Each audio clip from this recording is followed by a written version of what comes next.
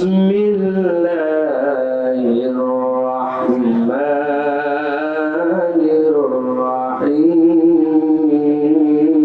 الرحيم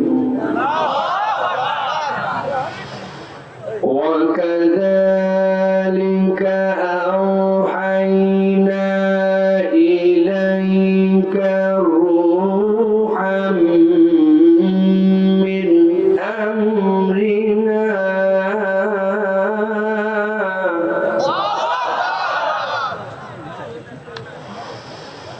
ما كنت تدري ما الكتاب ولا الإيمان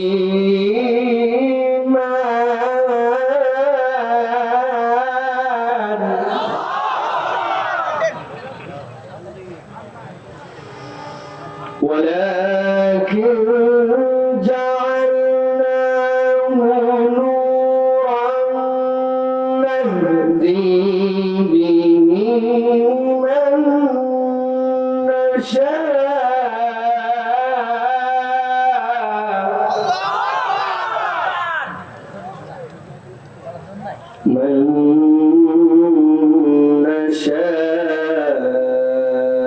من عبادنا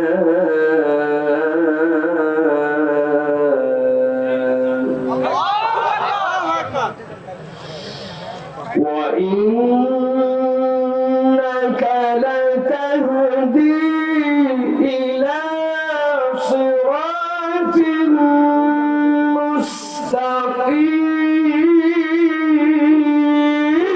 مستقيم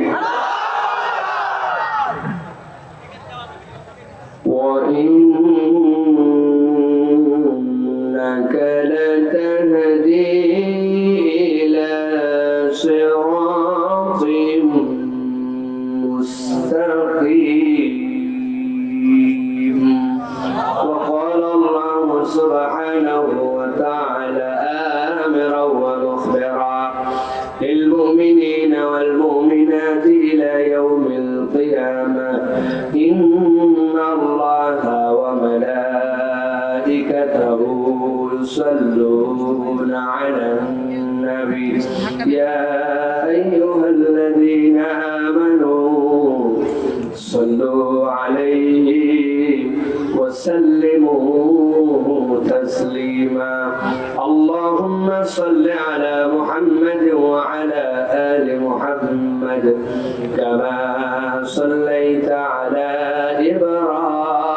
إبراهيم وعلى آل إبراهيم إنك حميد مجيد اللهم بارك على محمد وعلى آل محمد كما باركت على إبراهيم وعلى آل إبراهيم إنك حميد مجيد الحمد لله দয়াময় মেহেরবান মাহবুব আল্লাহর কাছে শুকরগুজার হচ্ছি যে আল্লাহ রাব্বুল আমিন আজকে আমাদেরকে এই ঐতিহ্যবাহী জেলা নাটোরের লালপুরের আব্দুলপুরের গোসাইপুর মিল্কিপাড়া কেন্দ্র ঈদগাহ মাঠ প্রাঙ্গণে গোসাইপুরের যুব সমাজের উদ্যোগে আজকের এই অষ্টম বাৎসরিক তাফসীরুল কোরআন মাহফিলে আসার বসার তৌফিক যোগ্যতা সুস্থতা মন মানসিকতা পরিবেশ পরিস্থিতি দান করলেন সে রব্বুল আলামিনের কাছে তাঁরই শেখানো বাক্যে কালিমাতুশ শুকর আদায় করছি সকলে পড়ছি আলহামদুলিল্লাহ দরুদ এবং সালাম বর্ষিত হোক মানবতার মহান মুক্তির দূত আপনার আমার প্রিয় রাসূল জনাবে মুহাম্মদুর রাসূলুল্লাহ সাল্লাল্লাহু আলাইহি ওয়াসাল্লামের প্রতি আজকের এই মোবারক মজলিসের সুযোগ্য সম্মানিত সভাপতি জনাব মোহাম্মদ মনসুরুর রহমান সরকার সাহেব আজকের মাহফিলের সম্মানিত প্রধান অতিথি বীর মুক্তিযোদ্ধা জনতা জনাব অ্যাডভোকেট আবুল কালাম আজাদ সাহেব উপস্থিত আছেন ৩ নং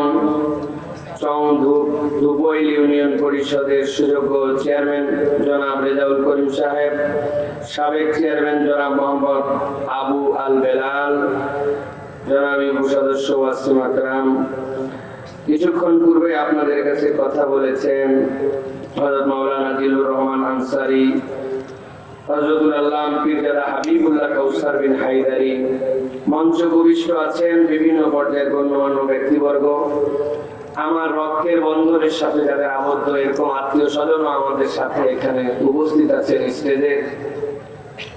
আমার সামনে উপবিষ্ট সম্মানিত মুরব্বিয়ানে কেরাম, আমার প্রিয় তরুণেরা, স্নেহের ছোটরা, পর্দার আড়াল থেকে শুনছেন মা এবং বোনেরা, সবাইকে একবার সালাম দিয়েছি। আরো একবার আপনাদের কাছে দোয়া পাওয়া এবং করার আশায় সালাম নিবেদন করি। আসসালামু আলাইকুম ওয়া রাহমাতুল্লাহ। আপনারা কেমন আছেন ভাই? কেমন আছেন আপনারা? ভালো আছেন? এনার্জি আছে আপনাদের? এনার্জি, ফুল এনার্জি, সামনে এনার্জি ঠিক আছে, ডানের পিছন দিকে এনার্জি আছে ভাই?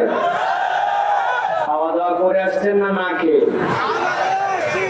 অর্ধেক খাওয়া, এদিকে খাওয়া না না খাওয়া?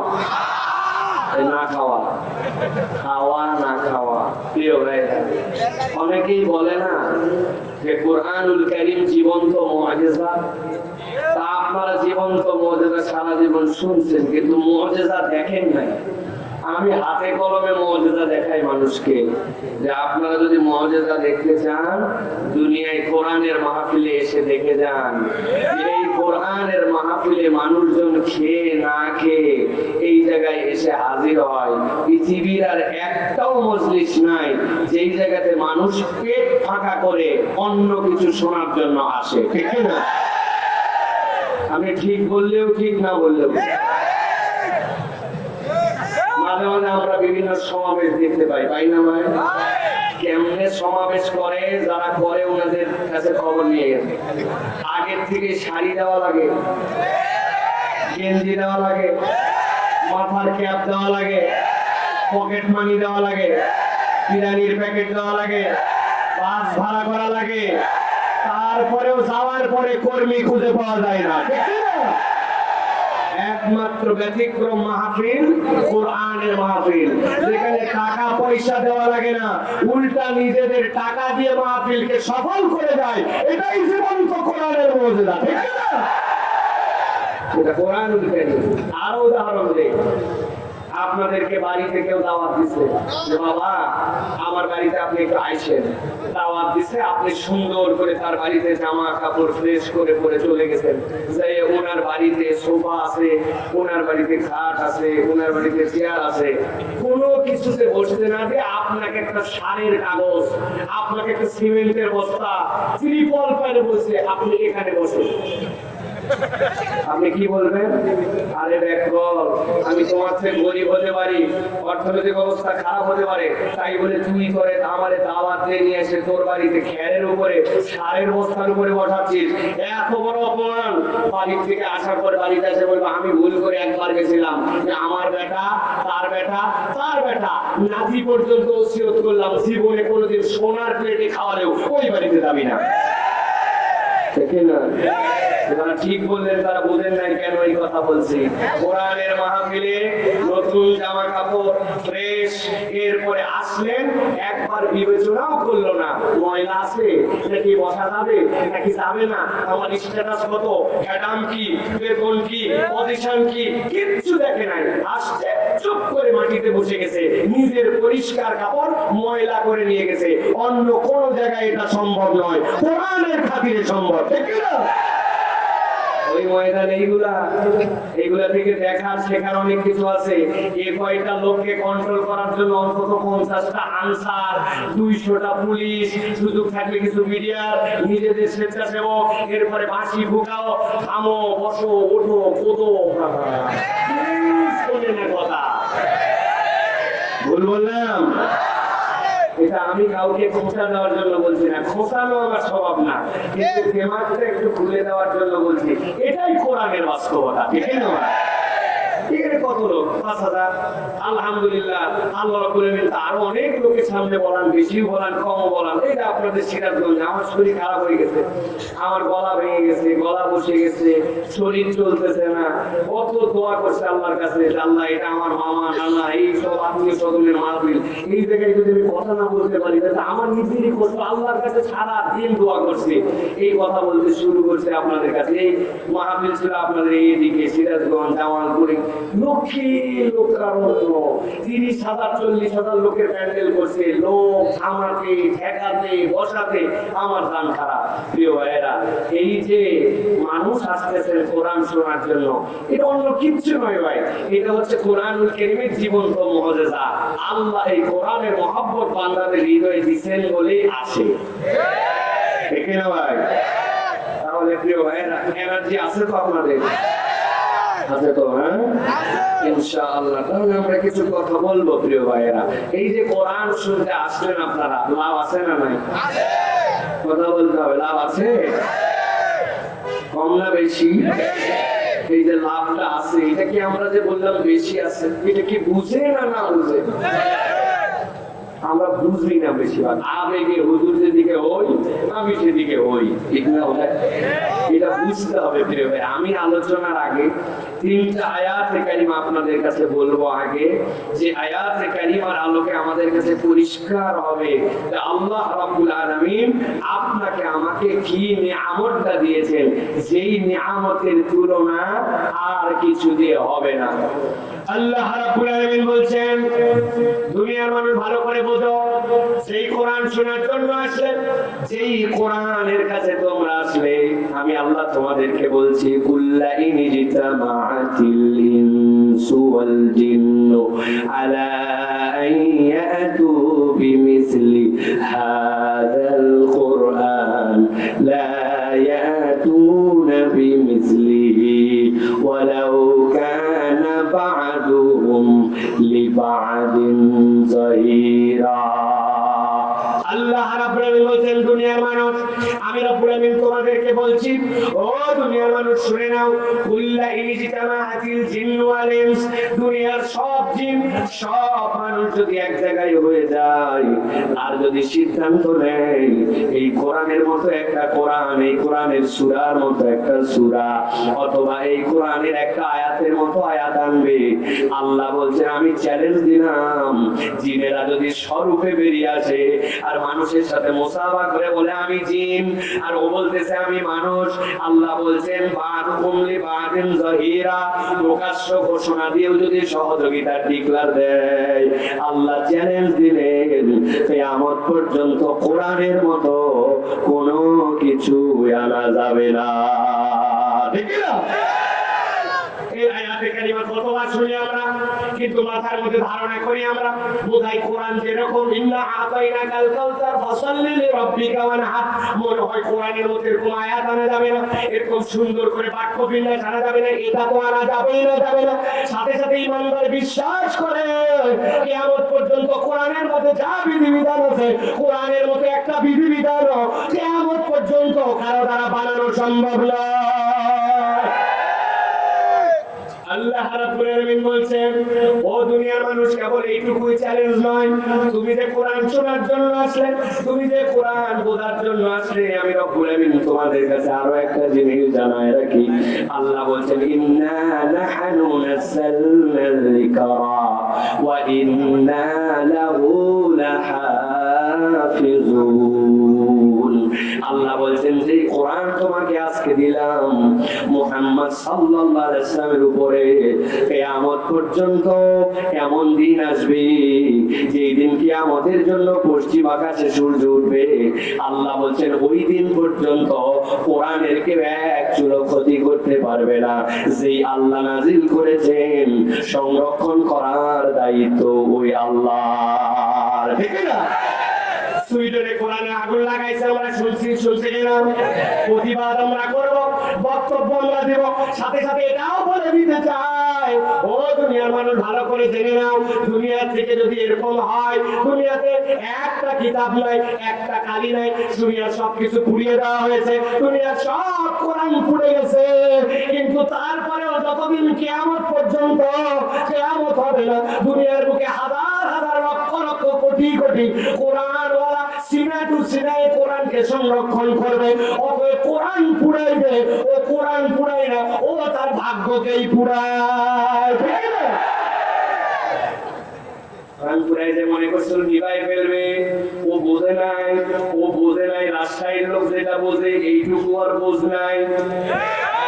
আরে নাটোরের আমাদের আব্দুলপুরের লোক যা বোঝে ওরটাও বুঝ নাই, না বুঝে বলছেন কি আগে বুঝাই।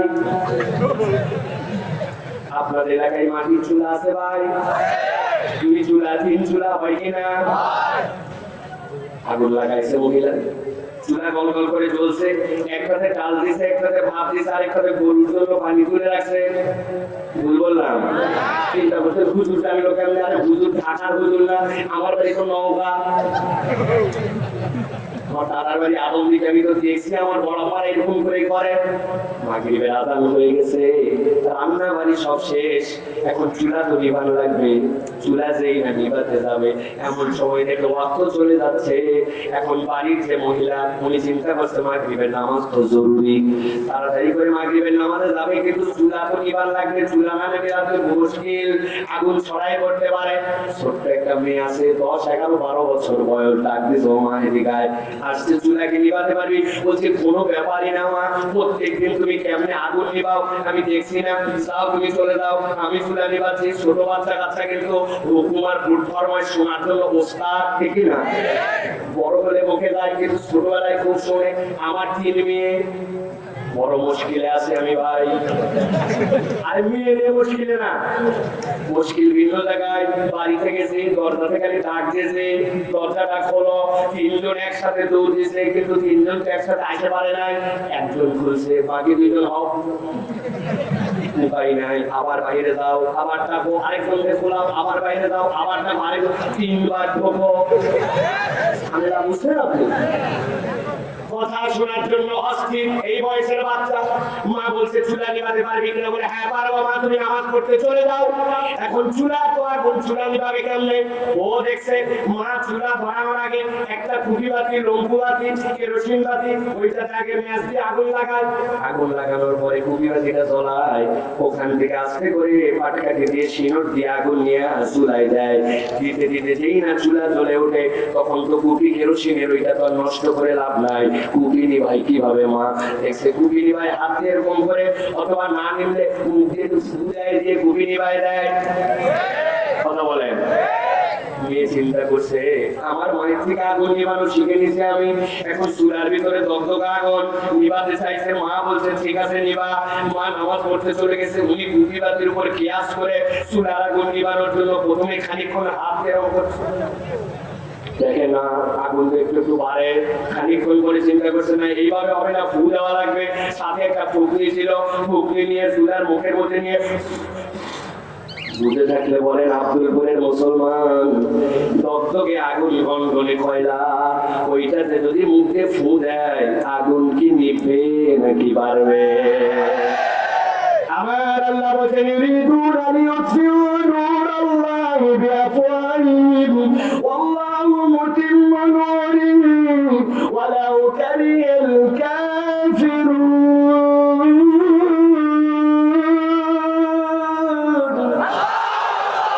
দুনিয়ার মানুষ, তুমি আল্লাহর কোরআনকে পুড়িয়ে ফেলতে চাও, আল্লাহর আলোকে নিভাই দিতে চাও।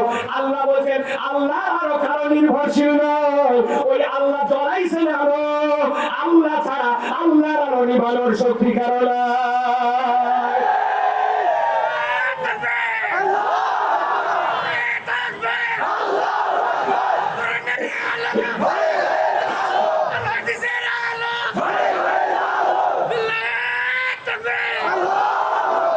আল্লাহ রাব্বুল আলামিন এই জন্য বলছেন ইন্না নাহনু নাযালনা যিকরা ওয়া ইন্না লাহু লাহাফিজুন। যেই কোরআন শুনতে আসছো নরমাল কোনো কথা নয়, যে আল্লাহ কোরআন দিয়েছেন ওই আল্লাহ কোরআনের সংরক্ষক।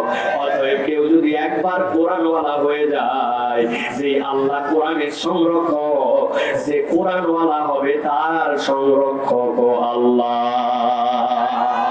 ঠিক না? রেহাল ছিলেন আপনারা, রেহাল ছিলেন, জীবনে কখনো রেহালে লাথি দিছেন? কেন?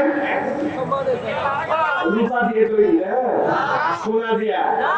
সবচেয়ে কম দামি কাঠ কদম কাঠ, অন্য কোথাও কাজে লাগানো যায় না, রেহাল বানায়। ঠিক না? উপর দিয়ে মনে করছেন রং যেটা দিচ্ছে সবচেয়ে কম দামি রং, একবার একটু পানি দিয়ে সোনা দিয়ে দেখেও কিছুই না।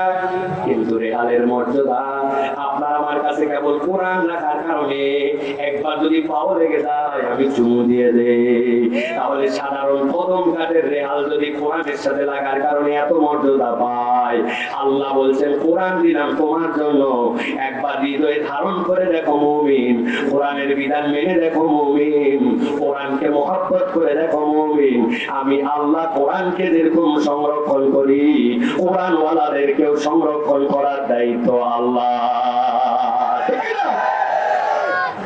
আল্লাহ রাব্বুল বলেছেন এরপরে সেই কোরআন তোমরা শুনতে আসলে এই কোরআনের কাজ হবে ভালো করে, খালি আবেগ দিয়ে চিল্লাবেন না। এই কথাটা মাথার মধ্যে ঢুকান, আমার আল্লাহর কথা, এই আয়াত শোনার কথা নয়, কিন্তু আনকমন আয়াত। আল্লাহ রাব্বুল বলেছেন ফালনা তুযিফু বিল হাক্কি আলাল বাতিল ফায়াদমাগুহু ফাইদা হুয়া যাহিক ওয়া লাকুমুল ওয়াইলু মিম্মা তাসিফুন।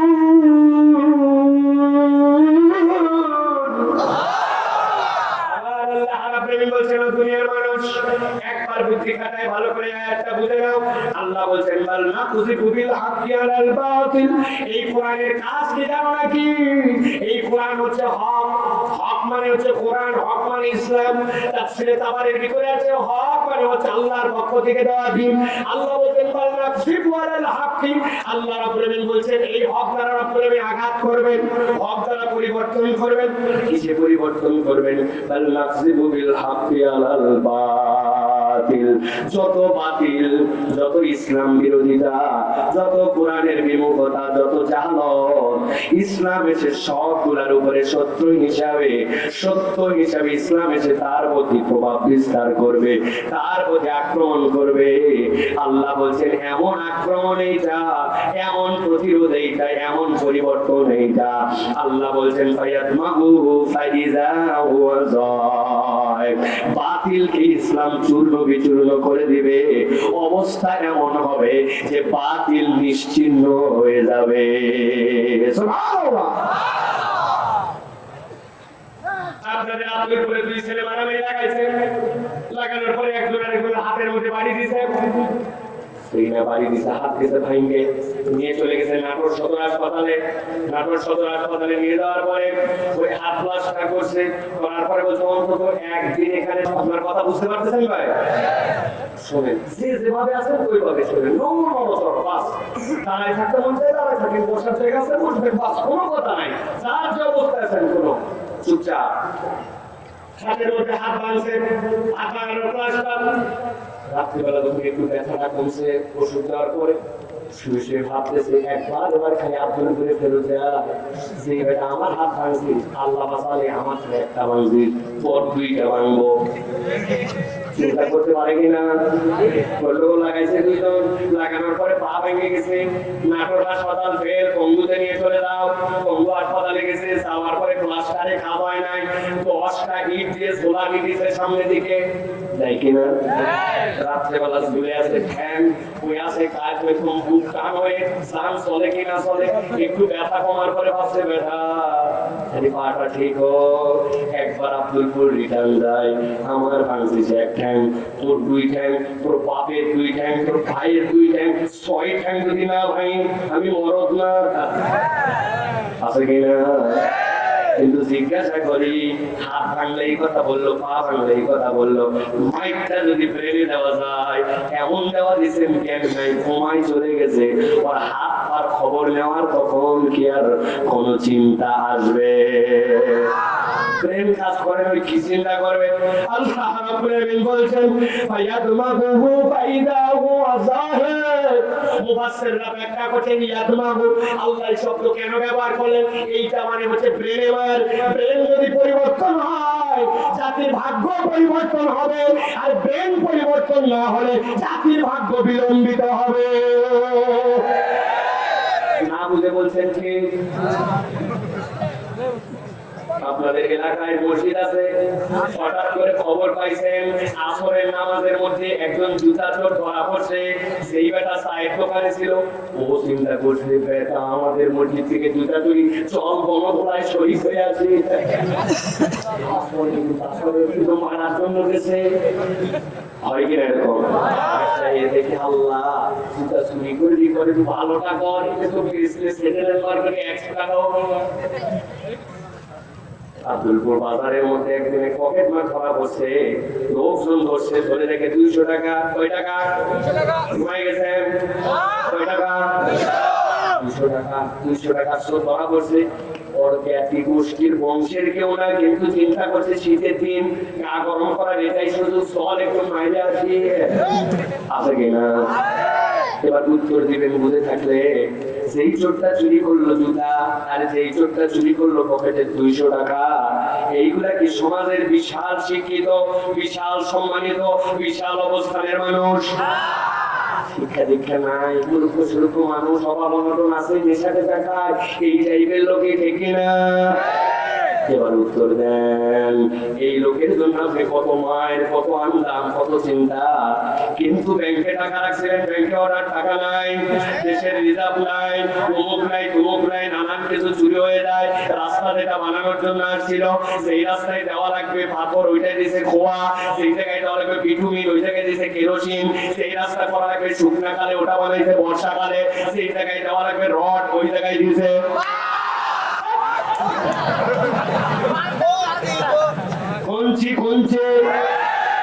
আগে পাশের কারবার শেষ। ভালো করে বুঝেন, মাথা খাটান। আমি কাউরে খোঁচানোর জন্য বলতেছি না, আমি জিজ্ঞাসা করি এই কাজ যারা করে এরা কি শিক্ষিত নাকি অশিক্ষিত? এরা কি অশিক্ষিত না শিক্ষিত? সরকারকে বিব্রত করে ফেলল, সরকার কাজ দিল তাকে ভালো বুঝে, কিন্তু সরকারকে পর্যন্ত সে বিব্রত করে দিছে, কারণ সরকার চাই নাই এই রাষ্ট্রের কমক, কিন্তু সরকারকেও ধোঁকা দিছে, ঠিক না? এই কাজ যারা করলো তারা কি অশিক্ষিত না শিক্ষিত? প্রিয় ভাই, শিক্ষিত এরা, কিন্তু তাদের ব্রেনে পরিবর্তন হয় না। এরা শিক্ষিত হলেও সুশিক্ষিত নয়, এদের হৃদয়ের মধ্যে কোরআন দিয়ে পরিবর্তন হয় না। যদি কোরআন দিয়ে পরিবর্তন হতো, আল্লাহর সামনে দাঁড়াতে হবে, দুনিয়ায় কেবল তার জীবন নয়, একটা মানুষের হায়াতের জন্য কত টাকা লাগে। আমি ধোঁকা দিলে একজনকে ধোঁকা দিতে পারি, কিন্তু জনগণকে যখন ফাঁকি দেয়, এত লোকের কাছে তো আমি মাপ চাইতে পারবো না। পরকালে যে আমার কি হবে? আল্লাহ বলছেন আল্লাহকে ভয় করো। এই বিবেচনা, এই বোধ, এই শিক্ষা তার ব্রেনের মধ্যে যদি থাকতো, তাহলে কখনো জনগণকে ফাঁকি দিতে পারে না, কখনো রাষ্ট্রের সম্পদ তসরুপ করতে পারে না, কখনো আল্লাহহীন হয়ে নিজের জীবন যাপন করতে পারে না। আল্লাহ বলছেন এইটা কি তুমি চাও নাকি? রব্বুল আমিন বলছেন ফায়াতমাগু ফাইদা হুয়া যাহিক ওয়া লাকুমুল ওয়াইলু মিম্মা তাসিফুন। ও দুনিয়ার মানুষ, ভালো করে জেনে রাখো, আল্লাহ রাব্বুল আমিন কোরআন দিয়ে এই পরিবর্তনটাই চান। এই মার এই পরিবর্তন তোমার ব্রেনে, একবার যদি তোমার ব্রেন পরিবর্তন হয়, একবার যদি তুমি আল্লাহমুখী মানুষ হও, তাহলে তোমার দ্বারা দুনিয়াতে অপরাধ করা সম্ভব নয়। এই চেতনা কেউ বানাতে পারে না, এই চেতনা দিতে পারে কেবল কোরআন, ঠিক না? এখন বুঝে থাকলে বলেন ঠিক না? সাথে ভালো করে আরেকটা কথা শুনেন, ভয়ঙ্কর কথা, ওয়ালাকুমুল ওয়াইলু মিম্মা তাসিফুন। আলেম ওলামা আছে যারা, তাদের কাছে শুনে নেবেন। আল্লাহ বলেন শোনো। সাথে আরো একটা কথা বলি, আমি তো আমার বিধান দিলাম, প্রতি পণ্ডিতই খাটাইছো, ফুটানি মারছো, চিন্তা করছো আল্লাহর বিধানের সাথে কম্পারেবল আমরাও কিছু আনতে পারি। আল্লাহ বলেন আমি তোমার জন্য বেশি কিছু বললাম না, আমি কেবল বললাম ওয়ালাকুমুল ওয়াইলু মিম্মা তাহতাসিবুন। আল্লাহর বিধানের সামঞ্জস্যশীল কেউ যদি কিছু আনার মতো চিন্তাও করো, কল্পনাও করো, আমি আল্লাহ বললাম তোমার ধ্বংস অনিবার্য। একটা মুখ বন্ধ রাখবেন না। বলেন তো এই কথাটা বলেছেন কে? কথা বলছে কে? সাইফুল্লাহ বললে আপনি যা ইচ্ছা তাই করে ফেলতে পারেন, কিন্তু আল্লাহ বললে আগে আল্লাহ গ্রেফতার, তারপরে আমি। সিরিয়াল আমার 2, ঠিক না? হৃদয় গর্ববোধ করেন। আল্লাহ রাব্বুল আলামিন এরপরে বলছেন আরেকটা আয়াত বলবো। আল্লাহ রাব্বুল আলামিন বলছেন ওয়ালা ইয়াতুনাকা বিমাসালিন ইল্লা জিনাকা বিল হাক্কি ওয়া আহসানা তাফসীরা।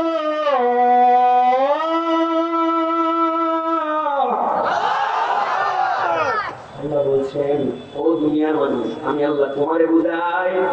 আল্লাহ বান্দাকে বুঝান, কি বুঝান? আল্লাহ বলছেন ওয়ালা ইয়াতুনাকা বিমাসালিন, কোরআনের সাথে তুলনা হতে পারে এরকম কিছু তুমি আনতে পারবে? পারবে? পারবে? আল্লাহ বলছেন আর সাথে জেনে রাখো, তোমার মনে হতে পারে কোরআনুল কারীম কত দিন আগে আছে? 1442 বছর আগে কোরআন আসছে। আজকের বাংলাদেশ, আজকের পৃথিবী, আজ থেকে 500 বছরের পরের পৃথিবী, তখনও কি কোরআন দিয়ে চলবে নাকি কোনো কিছু কারেকশন লাগবে? ভালো করে বুঝেন। আমার আল্লাহ বলছেন ওয়া আহসানা তাফসীরা, আমি কোরআনের মধ্যে যে বিধান দিয়েছি এই বিধানগুলোর মধ্যে রব্বুল আমিন বলছেন সর্বোত্তম ভাবে আল্লাহর পক্ষ থেকে এর মধ্যে ব্যাখ্যা ঢুকায় দেওয়া হয়েছে।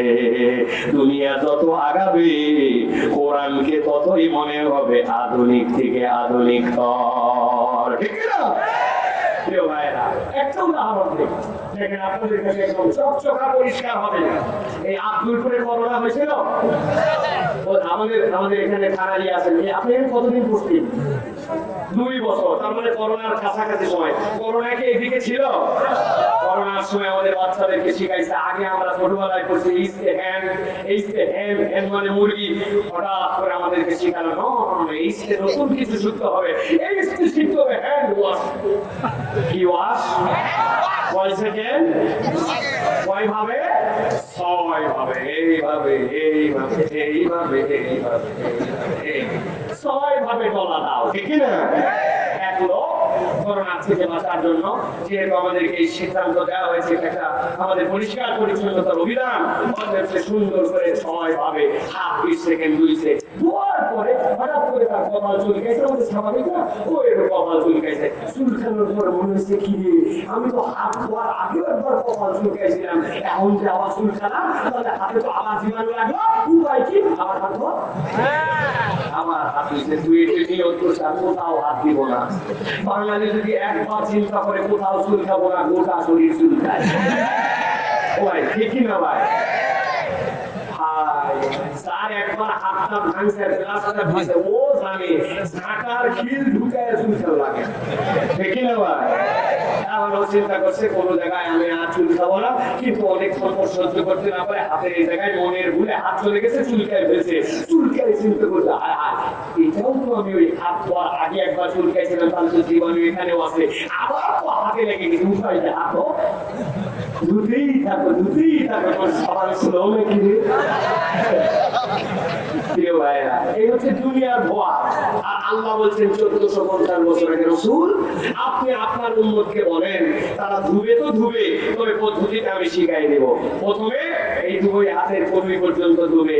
রাসূল বললেন তার আগে হাত ধুবে, কনুই পর্যন্ত ধুবি কিন্তু 3 বার ধুবি। এরপরে মুখ ধুবে, এইখান থেকে এইখানে, এই কানের লতি থেকে এইখানে।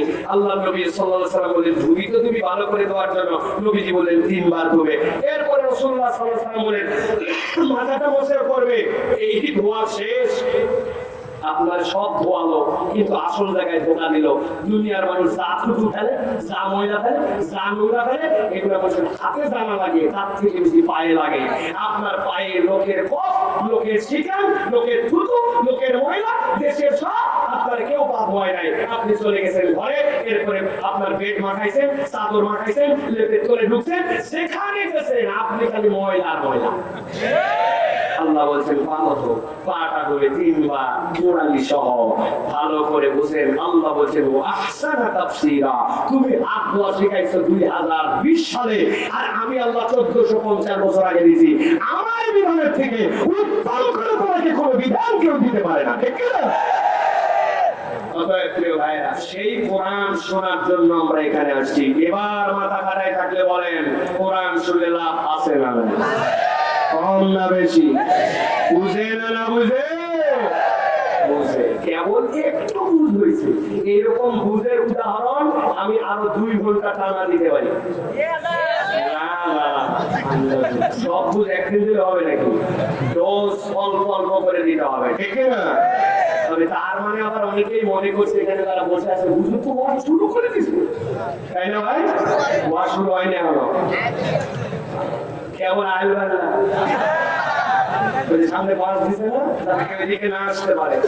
এরকম আমি ওয়াজে একটু আল দিলাম, আল না থাকলে বড় ঝামেলা আছে, ঠিক না ভাই?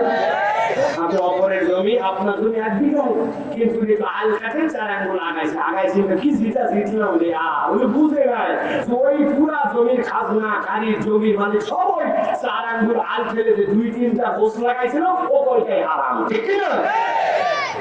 আল অতিক্রম করলে বিপদ, আলের মধ্যে থাকা লাগবে। আল বানলে পানি দিবেন আপনার জমির মধ্যে সেচ, এখন ওই সেচে যদি আপনি মনে করেন উপযুক্ত ভাবে আল না বানতে দেন, আপনার জমি থেকে পানি বাঁধবে ভাই?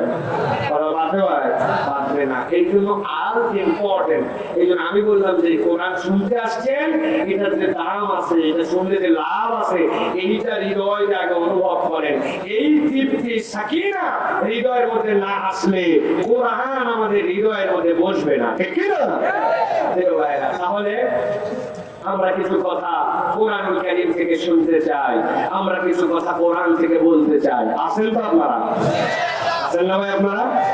আপনাদের জন্য একটা আনন্দের সংবাদ আছে, সেটা হচ্ছে প্রিয় ভাইরা, আপনারা যারা এখানে মুরব্বী আছেন, আমাদের সাবেক এমপি মহোদয় শহীদ ডান বাম তারা, তাদের বয়স 40-এর উপরে, কোনো ছুটি 40-এর উপরে তাদের বয়স ছুটি দেওয়া থাকবে, আপনারা চলে যেতে পারেন। আপনাদের ওয়াজ হবে না ভাই, আগে থেকে বলে রাখলাম, কারণ আমি মুরব্বী মানুষের জন্য কোনো ওয়াজ করতে পারবো না। আমার ওয়াজ 40-এর নিচে যারা, তাদের জন্য বলবেন হুজুরের কারণ কি? কারণ আছে। কারণটা হচ্ছে ভাই, এই যে আমাদের মুরব্বী যারা আছেন, যাদের 40-50-60 বছর বয়স, আপনি খোঁজ খবর নিয়ে দেখেন, আপনার 15-16-10-12 বছরের বাচ্চা সকাল সন্ধ্যা যে গুনাহ করে এবং দেখে, উনারা উনাদের 50-60 বছরের জীবনে এই গুনাহ করেও নাই, দেখেও নেই, ঠিক না? ওই মুরব্বীরা কোনো রকম আমল নিয়ে চলে গেলে পার পেয়ে যাবে, কিন্তু আমার এই প্রজন্ম যদি ধ্বংস হয়ে যায়, বাংলাদেশ কেন দুনিয়া নষ্ট হয়ে যাবে, ঠিক না? এই প্রজন্ম শুধরানোর জন্য, সোনার বাংলা গড়ার জন্য, বাংলাদেশকে যদি আগামীতে বিশ্বের বুকে মাথা উঁচু করে দাঁড়াতে হয়, অন্য কিছু দিয়ে নয়, চরিত্র দিয়ে দাঁড়াতে হবে, ঠিক না? চরিত্রহীন জাতির যত উন্নয়ন হোক, ওইটা টেকসই উন্নয়ন নয়, কোন উন্নয়ন নাই, কিন্তু চরিত্র আছে পৃথিবীতে, তারাই শ্রেষ্ঠ, ঠিক না? অতএব আমরা চরিত্রবান জাতির প্রতিনিধিত্ব করবো আগামীতে। যারা আজকের ওয়াজের শ্রোতা হচ্ছে তারা। আছেন তো আপনারা? কারা কারা আছেন দেখে দিয়ে হাত তোলেন। থামেন থামেন, কোনো তাকবীর দিবেন না, থামেন, থামেন। আমার কাজ এগুলো সব আমার দায়িত্ব। হাত করেন, সোজা করেন, হাত সোজা করেন, হাত সোজা হয় নাই বাবাজি, কষ্ট হচ্ছে বাবা, সোজা। হ্যাঁ দেখছো ছেলেটা কি সুন্দর করে তুলে দিছে। সোজা মানে তো এইরকম, আব্দুলপুরে কি সোজা মানে এরকম? আমাদের ঢাকাতেও না, আপনাদের এরকম না, সোজা কান করে আবার রেডি, সোজা করে, সোজা করছেন, মুখটা ফুটান, এবার মুখটা ফুটা, কান বাম নড়াচড়া দেয়, কোমরটা নড়ান, কোমরটা নড়ান, পিছনে করেন একটু, সামনে করেন, হাত বামে ডানে করছেন, আবার সোজা করেন, হাত সোজা। 10 সেকেন্ড সোজা রাখতে পারবেন, কি ব্যাপার কি আপনাদের সমস্যা কোথায় ভাই? সোজা করছেন, এবার গলাটা একটু পরিষ্কার করেন। হয় নাই, এতগুলা লোকের গলা পরিষ্কার হয়েছে, ভালো করে হাত সোজা করেন। এবার আমরা একটা তাকবীর দিব আল্লাহর জন্য আলোচনার শুরুতে, পারবেন আপনারা?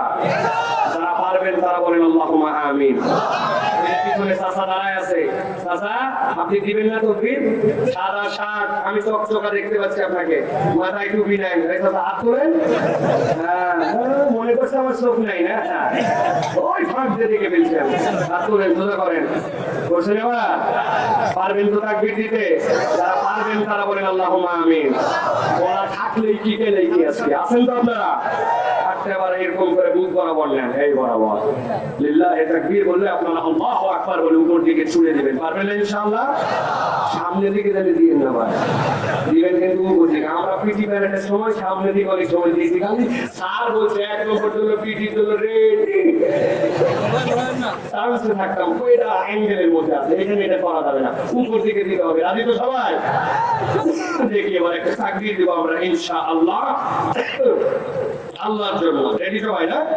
এই তাকবীর, লিল্লাহি তাকবীর, লিল্লাহি তাকবীর, আল কোরআনের আলো, আল হাদিসের আলো, তোমার নেতা আমার নেতা, তোমার নেতা আমার নেতা, লিল্লাহি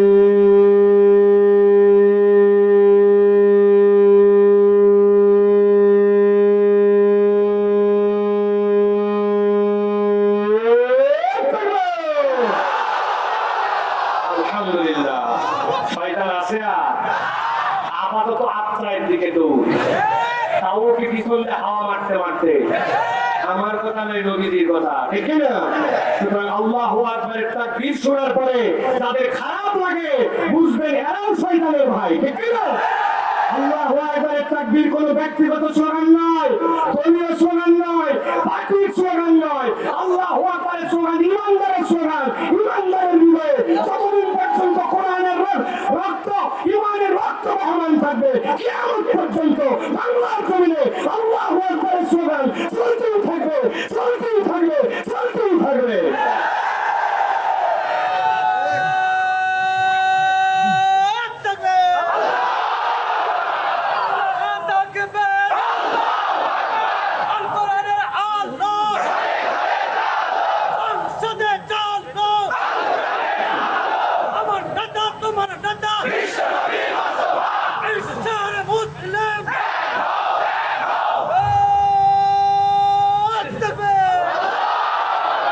আলহামদুলিল্লাহ, আলহামদুলিল্লাহ বলেন। প্রিয় ভাইরা, আল্লাহু আকবারের স্লোগান এটা হৃদয়ের মধ্যে আনন্দ এবং আবেগ, ঠিক না? এই যে রাত 11টা বাজে, এই সময় খালি পেটে এই লোকগুলো বসে আছে, আপনি কি মনে করতেছেন? কোন দুনিয়ার কামনা নাই, কেবল কোরআনের তামান্না, ঠিক না? আল্লাহ রাব্বুল আমিন আমাদেরকে কবুল করুন, আল্লাহুম্মা আমিন। তাহলে আমরা এখন মূল আলোচনায় প্রবেশ করব ইনশাআল্লাহ। প্রিয় ভাইরা, আমি যে বিষয়ে কথা বলবো আগে আপনাদের কাছে একটু সামারি করে দেই। আজকে কোরআনুল কারীমের সূরা হাদীদ থেকে আমরা কথা শুনবো। এই হাদীদের মধ্যে আল্লাহ রাব্বুল আলামিন 4টা চিত্র অঙ্কন করেছেন। এই 4টা চিত্র 4টা আয়াতে, খুব সংক্ষিপ্ত আলোচনা, আমি অনেকক্ষণ কথা বলবো এরকম নয়, অল্প সময় কথা বলবো। 4টা আয়াতে 4টা চিত্র, কিন্তু মজার বিষয় হচ্ছে এই 4টা দৃশ্য 4 আয়াতের মিলে আল্লাহ বান্দাদের জন্য একটা শিক্ষা দিয়েছেন। আমরা সর্বোচ্চ 32 মিনিট থেকে 40 মিনিটের মধ্যে আমাদের কথা শেষ করব। আল্লাহ আমাদেরকে এই কথাগুলো বোঝার মতো, আমল করার মতো, হৃদয়ে ধারণ করে বাড়িতে নেওয়ার মতো তৌফিক দেন। একজনও জবান বন্ধ রাখবেন না, দাঁড়ায় বসে মাইকের শব্দ যত দূর যায় সকলে বলেন আল্লাহুম্মা আমিন। প্রিয় ভাইরা, তাহলে চলেন আমরা বিতাড়িত শয়তান থেকে আশ্রয় চেয়ে আমরা সকলে একযোগে কোরআনুল কারীমের মধ্যে আবার ঢুকি। সকলে আনন্দ চিত্তে শয়তান থেকে আশ্রয় কামনার জন্য আমার সাথে পড়েন, আউযু বিল্লাহি মিনাশ শাইতানির রাজীম, বিসমিল্লাহির রাহমানির রাহিম। ইয়াওমা তারাল মুমিনিনা ওয়াল মুমিনাতি ইয়াসআ নূরুহুম বাইনা আইদিহিম ওয়া বিআইদিহিম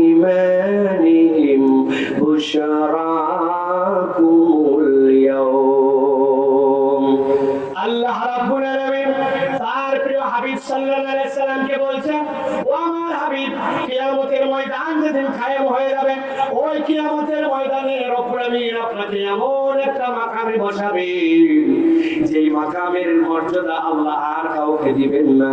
ওই মাকামটার নাম হবে মাকামে মাহমুদ। আল্লাহ নবী সাল্লাল্লাহু আলাইহি সাল্লামকে আল্লাহ এমন জায়গায় বসাবেন যেই মর্যাদা কোনো সৃষ্টি আর পাবে না।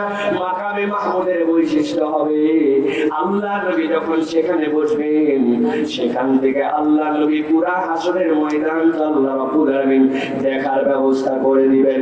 আল্লাহ বলছেন ওই মাকামে মাহমুদে বসার পরে নবীজি আপনি এক নম্বর একটা দৃশ্য দেখতে পাবেন। কি দৃশ্য?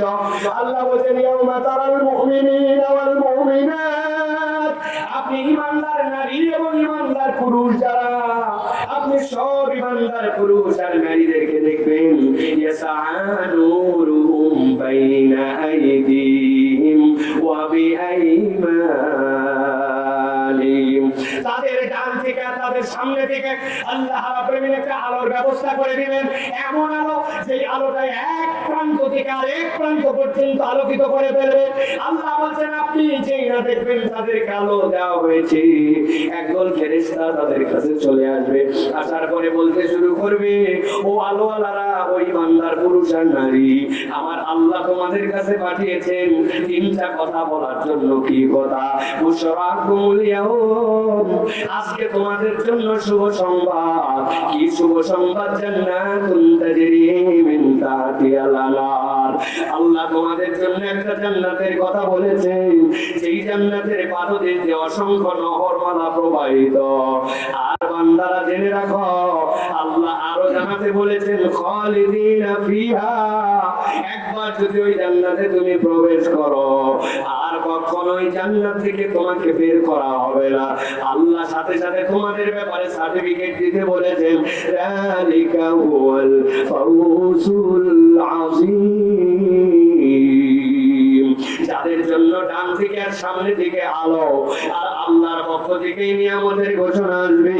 আল্লাহ বলছেন দুনিয়ায় তোমার ছোট্ট ছোট্ট সফলতা, একবার এমপি হয়েছিলে, একবার চেয়ারম্যান হয়েছিলে, দুইটা ছেলে তোমার ভালো জায়গায় চান্স পেয়েছিল, আগে মানুষের জায়গাতে কাজ করতে, এখন নিজেই জমির মালিক হইছো, আগে অন্যের দোকানে দোকানদারি করছো, এখন নিজেরই একটু দোকানদার হইছো, মনে করছো তুমি সফল।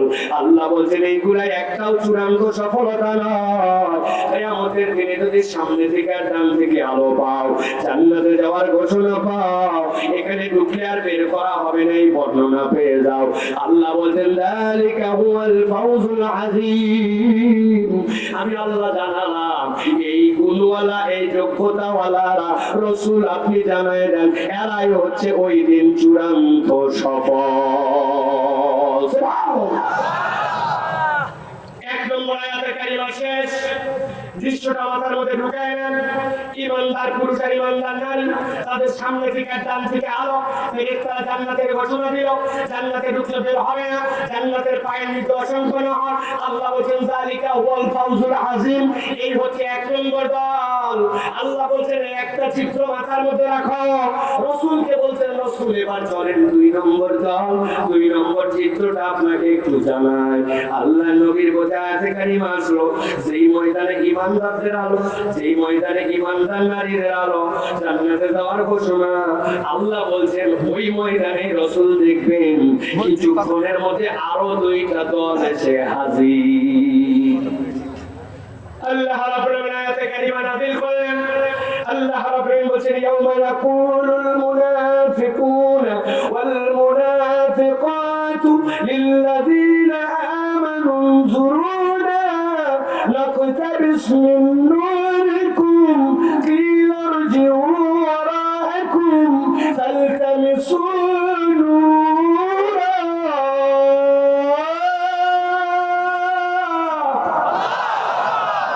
আল্লাহ বলেন ওই ময়দানে নবীজি দেখতে পাবেন একদল মুনাফিক আর একদল মুনাফিক নারী, সবগুলো এসে হাজির। মুনাফিক কাকে বলে? সহজ কথায় বুঝলেন, অন্তরে ইসলাম নাই, অন্তরে আল্লাহর মহব্বত নাই, অন্তরে ইসলাম এবং ইসলামের বিধিবিধানের পক্ষে নাই। কোরআন তার কাছে অত বেশি ভালো লাগে না, কোরআনের পক্ষে যারা তাদের অত বেশি পছন্দ নয়, কিন্তু উপরে উপরে মুসলমানদের সাথে তাল দিয়া থাকে। আল্লাহ বলছেন এই হচ্ছে মুনাফিক। নবী আপনি দেখতে পাবেন ওই ময়দানে ওই মুনাফিক পুরুষের মুনাফিক নারী ঠান্ডা মাথায় হৃদয় খুলে দিয়ে বোঝার চেষ্টা করেন। 2 নম্বর দৃশ্য, আল্লাহ রাব্বুল আলামিন বলছেন মুনাফিকরা এসে হাজির। আসার পরে কেন আসলো? আসার পরে সেই ঈমানদারদের জানে আলো, সামনে আলো, ওই ঈমানদারদের কাছে বলছে উনজুরুনা, ঈমানদার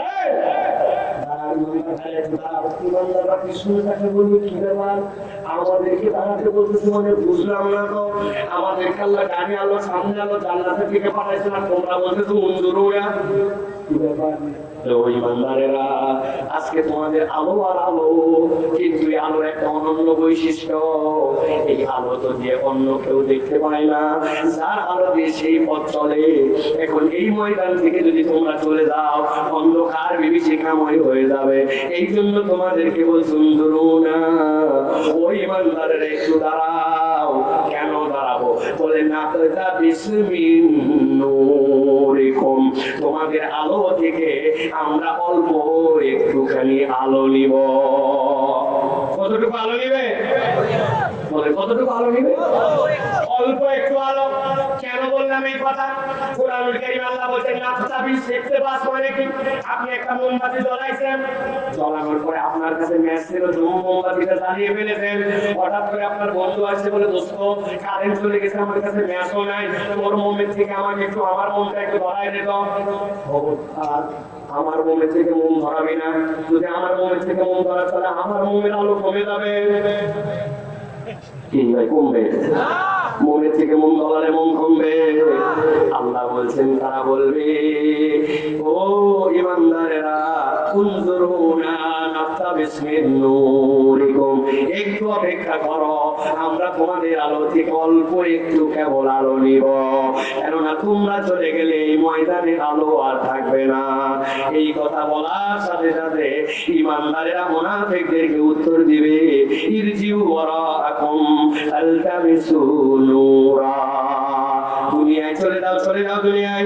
এই আলো এখানে কামাই করা নয়, এই আলো দুনিয়া থেকে নিয়ে আসা লাগছে। অথবা আলো যদি নিতে চাও দুনিয়ায় যাও। উত্তর দেন মাথা কাটায়া, যদি বুদ্ধি পান, আর না বুঝলে বুঝাই দেব। ওইখানে ঈমানদারদের থেকে আলো নিবে। ঈমানদাররা বলবে যাও দুনিয়াতে যাও, এই আলো এখানে কামাই নয়, দুনিয়া থেকে আলো কামাই করে নিয়ে আসো। বুঝে থাকলে বলেন, ওই ময়দান থেকে কি আবার দুনিয়ায় ফেরত আসা যাবে? যাবে?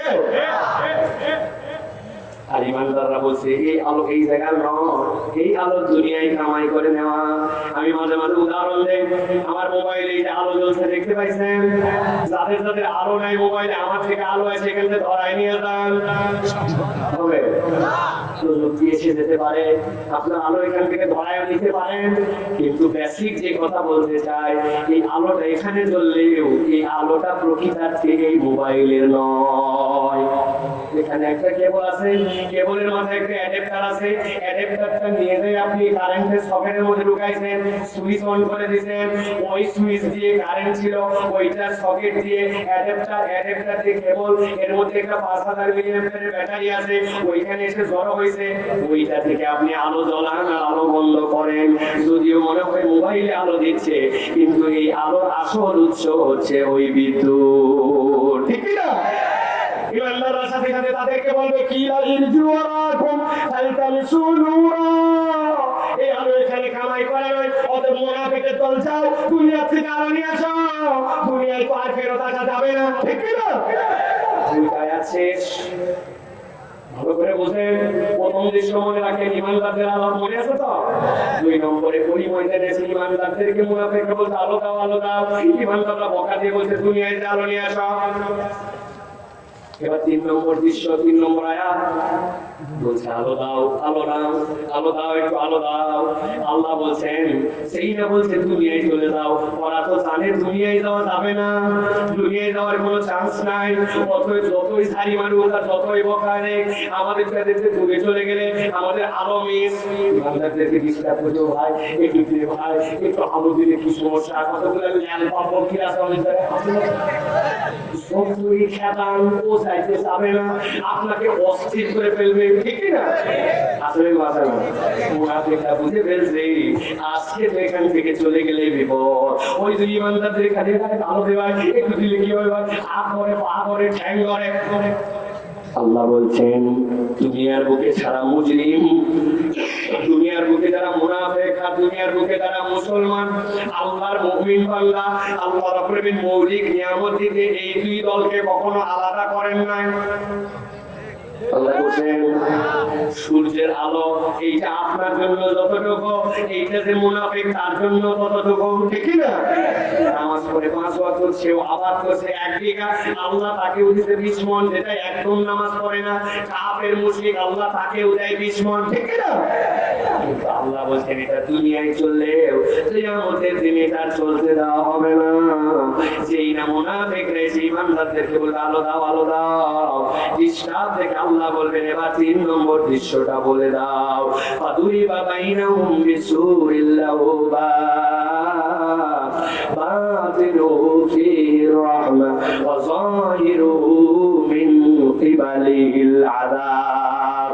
আল্লাহ বলছেন যে না মুনাফিকরা ডিস্টার্ব করে, 3 নম্বর দৃশ্য সেখানে হবে।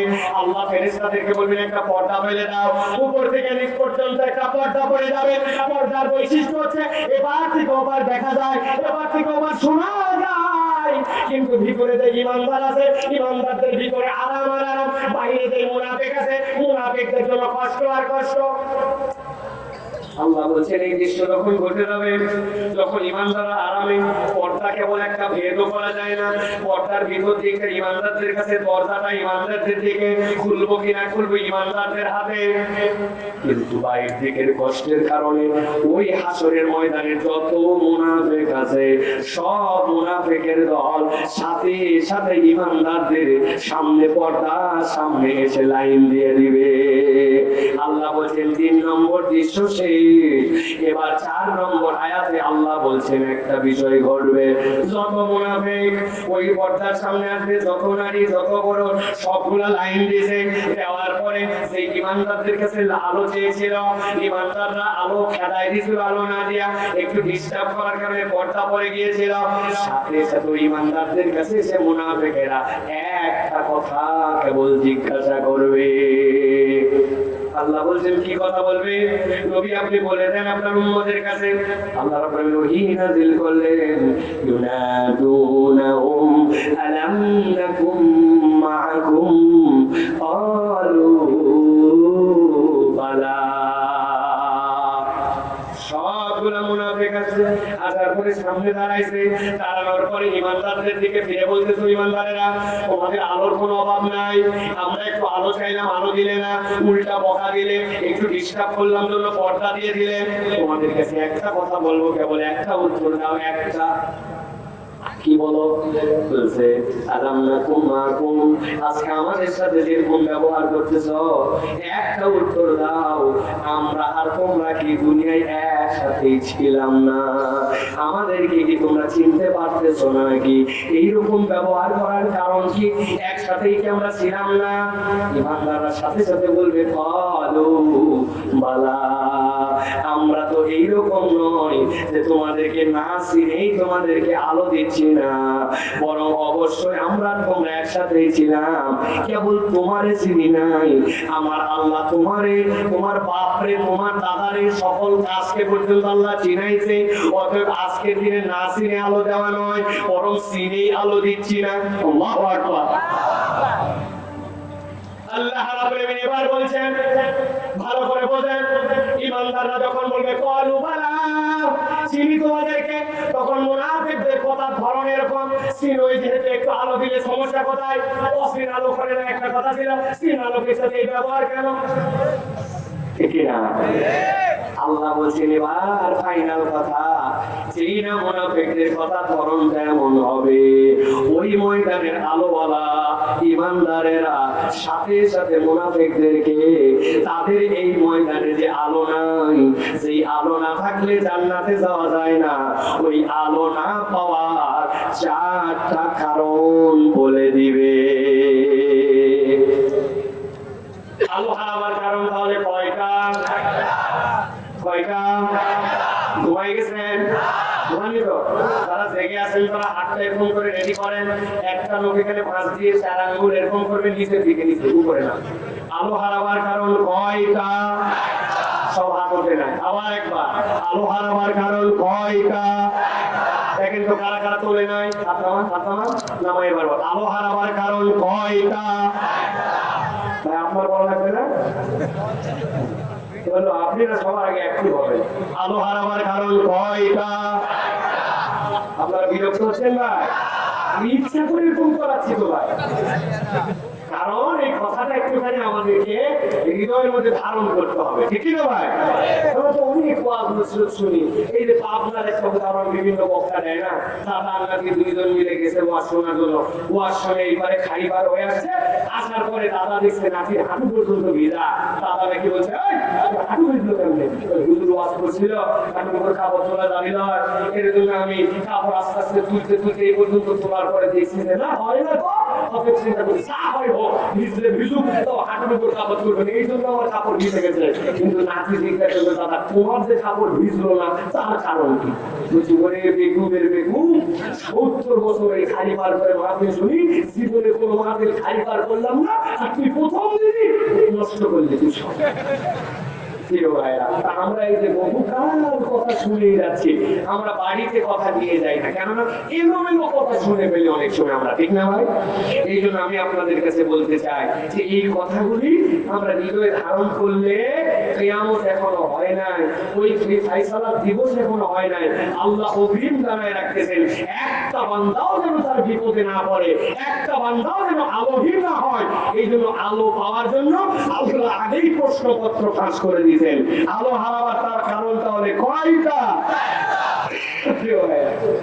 চলেন তাহলে আমরা এবার আলো হারাবার কারণগুলো একটু শুনি। প্রিয় ভাই, ঈমানদারেরা সাথে সাথে ওই মুনাফিকদেরকে উত্তর দিতে শুরু করবে, তোমরা যে জিজ্ঞাসা করেছিলে আলাম নাকুম মাকুম, আমরা তোমাদেরকে বললাম ক্বালু বালা, হ্যাঁ হ্যাঁ আমরা একসাথে ছিলাম।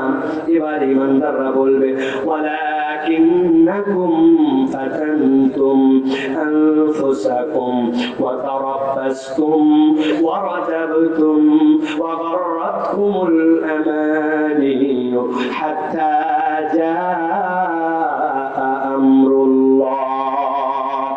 ঈমানদাররা সাথে সাথে তাদেরকে বলবে, ও মুনাফিকের দল, এত আলো থাকার পরে তোমাদেরকে আলো দিতে পারলাম না, যেহেতু এই আলো এখান থেকে কামাই করা নয়, তবে তোমরা কেন আলো হারালে? তার 1 নম্বর কারণ তোমাদেরকে বলি, ওয়ালাকিন্নাকুম ফাতানতুম আনফুসাকুম, ও মুনাফিকের দল, দুনিয়ার বুকে থাকা অবস্থায় তোমরা এমন কতগুলো পরীক্ষা তোমাদের জীবনে করেছিলে, সেই পরীক্ষা আল্লাহ দেয় নাই, তোমরা নিজেরাই নিজেদেরকে পরীক্ষায় ফেলেছিলে, ঠিক না? বলছেন তো ঠিক, কি পরীক্ষায় ফেলছিলাম? 2 ধরনের পরীক্ষা শিখে নেন, একটা পরীক্ষা ঈমানের, আরেকটা আমলের। 2 ধরনের পরীক্ষায় নিজেরাই নিজেদেরকে ফেলছে, আল্লাহ ফেলে নাই। বাচ্চাটা অনেকদিন সুস্থ হয় না, নানান ডাক্তার দেখানো শেষ, একজন বলছে যা, জানিস না মাধ্যম আউলিয়া আছে রাজশাহীতে, ওইখানে একটা মান্যত দিয়ে আয়, দেখ কিসের মধ্যে কি হয় না হয়। চিন্তা করছে কি রে বাবা, মাধ্যমের ওই জায়গায় মাধ্যমের ওই জায়গায় মান্যত দিলে বাচ্চা কেমন সুস্থ হয়? বাবা মাধ্যম কি আমাদের কি বাচ্চাকে সুস্থ করে নাকি? বলছে না না, ওখানে মান্যত দিব কেন? উনি বড় আল্লাহর ওলি, ওনার কাছে মান্যত দিলে উনি খুশি হয়, উনি খুশি হলে আল্লাহ খুশি হয়, আল্লাহ ভালো করে। কিন্তু বাবা মাধ্যমের মাধ্যম দিয়ে করে, কিসের থেকে কি হয় বলা যায় না, যা লাগা মান্যত। এই ঈমান যদি আপনি একবার করেন যে আল্লাহ রকমের অমুক মুখের মাধ্যম দিয়ে দিলে খুশি হয়, আল্লাহর ইবাদতের মধ্যে অমুক মুখের মাধ্যম বানাতে হয়, এই ঈমান যদি আপনার হয়, আপনার ঈমান আর আবু জাহেলের ঈমানের পার্থক্য নাই, ঠিক না? কেন যাও? এমনি যায় না, লাতুজ্জামানাতের কিছু করার ক্ষমতা নাই, কিন্তু লাতকে দিলে লাত খুশি হয়, ও খুশি হলে আল্লাহ খুশি হয়, আল্লাহ দেয় লাতের মাধ্যম দিয়ে, বানাতের মাধ্যম দিয়ে দেয়। এই ঈমানের কারণে আবু জাহেল আপনার দাড়ি টুকরা ঝুঁকি যত বড় থাক না কেন, যত নামাজ পড়েন না কেন, আল্লাহ এবং বান্দার মধ্যে কাউকে যদি ইবাদতে ওসিলা বানান, আপনার ঈমান আপনার হাসন নাসর আবু জাহেলের মতো একসাথে হবে, সম্ভব নাই, ঠিক না? ইমান ঠিক করেন। এই পরীক্ষা তো আল্লাহ দেয় নাই, এই পরীক্ষা আপনি নিজেই নিজেকে ফেলছেন। আরেকটা সাহাবল একটা ছেলেকে বলছেন, এই ভাই তুই এই ছেলের সাথে মিশিস না, বিড়ি খাওয়ার আমি বিড়ি খাই না, তুমি বিড়ি খাওয়ার সাথে মিশো কেন? আমার কোনো সমস্যা নাই। একদিন, 2 দিন, 3 দিন, 10 দিনের মধ্যে দেখা যায় বিড়ি ঘরের সাথে থাকার কারণে আস্তে আস্তে করে ওইটা বিড়ি ঘোর হয়। এরপর আস্তে করে ফেলসি করেছে, গাঁদা করেছে, ইয়াবা করেছে, আগে ছিল ভালো এখন খারাপ হয়েছে, সঙ্গ দোষে নষ্ট হয়। এরকম এই সমাজে, এই দেশে, এই মহল্লাতে, এই এলাকায় আছে কি নাই? এই পরীক্ষা আল্লাহ দেয় নাই, এই পরীক্ষা আপনি নিজেই নিজেকে বলেছেন। আল্লাহ বলছেন ওয়ালাকিন্নাকুম ফাতানতুম আনফুসাকুম, সেই পরীক্ষা আল্লাহ দেয় নাই। ওই পরীক্ষায় তুমি নিজেকে নিজে যদি ধ্বংস করো, কিয়ামতের ময়দানে আসার পরে তুমি আলো খুঁজে পাবা না। এটা 1 নম্বর অপরাধ। এবার আল্লাহ বলেন 2 নম্বর অপরাধ কি তাদের? আল্লাহ রাব্বুল আলামিন বলেন 2 নম্বর তাদের অপরাধ হচ্ছে ওয়াতারাব্বাসতুম, এই মানুষগুলো আল্লাহর দিকে আসার ক্ষেত্রে দীর্ঘসূত্রিতা করত। কি করত? দীর্ঘসূত্রিতা কঠিন ভাষা, সহজ করে বলি, আল্লাহর হুকুমের দিকে আসার ক্ষেত্রে কালক্ষেপণ করত, অপেক্ষা করত। মাগরিবের রক্ত গেছে, নামাজ পড়ে এসে চলো, বলতেছে হুজুর আজকে কি বার? বুধবার। ওই দাঁড়ান, বুধ, বৃহস্পতি, জুম্মা, জুম্মার দিন থেকে আমি নামাজ পড়ছি না পড়ছি। বুধবার হয়ে গেল, বৃহস্পতিবার হয়ে গেল, তুই সোমবার দিনে ঠেলে নিয়ে গেলি কেন?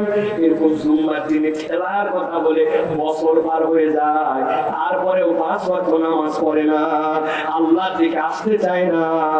এরকম নামদারি মুসলমান আছে কিনা? ঠিকঠাক করে বলে আছে কিনা? বলে হাসে, হাসে বলে খুব মজা লাগে, হাসে বাদ দেন, বলেন আমরাই হাসে। কি মজার কথা বলছে এখানে, হাসে বলে তো নিজের কাছে আসে, আমরাই। আপনি হজ করেন না কেন? আমার এখন বিয়ের বিয়ে দেওয়া বাকি আছে, নগদ টাকা নাই। আপনার যে বিয়ের বিয়ে দেওয়া বাকি জন্য হজে যাওয়া না লাগে, নামাজ বাদ দেন, রোজা বাদ দেন, হুজুররা খালি উল্টা পাল্টা যুক্তি দেয়, হুজুর উল্টা না। আল্লাহ বলতে নামাজ পড়ো, রোজা রাখো, হজ করো, সেই আল্লাহ নামাজ, রোজা, হজ সবগুলো আল্লাহর হুকুম। তাহলে আপনার যদি বিয়ে বিয়ে, মেয়ে বিয়ে না দিয়ে নামাজ পড়া লাগে, তো আপনার হজও পড়া লাগবে, ঠিক না? নগদ টাকা নেই, কিন্তু মাঠে ঘাটে যত জমি দোকান পাট আছে, 1 কাঠা 1 শতাংশ বিক্রি করে দিলে উনার স্বামী স্ত্রীর হজ হবে, কিন্তু অজুহাত দেখায় নগদ নাই, এই জন্য উনি হজে যায় না। আছে না? কবে করবে? শেষ বয়সে। আমি তখন প্রথম হজে যায়, আমার বয়স 14 বছর। এয়ারপোর্টে সবাই মিলে আমার ধরে সাইডে নিয়ে আসছে, একটা অনেক হজ যাচ্ছেন, হজ ধরে রাখতে পারবেন? হ্যাঁ, বড় ব্যাগ নিয়েছি। উত্তর দাও, দেখা কোথায় উত্তর দিলাম, অভাব ধরে খান মধ্যে রেখে আমি তো জানি না। আপা আমার 2টা ব্যাগ নয়, আমি যে কোনো একটা ব্যাগে ধরবো।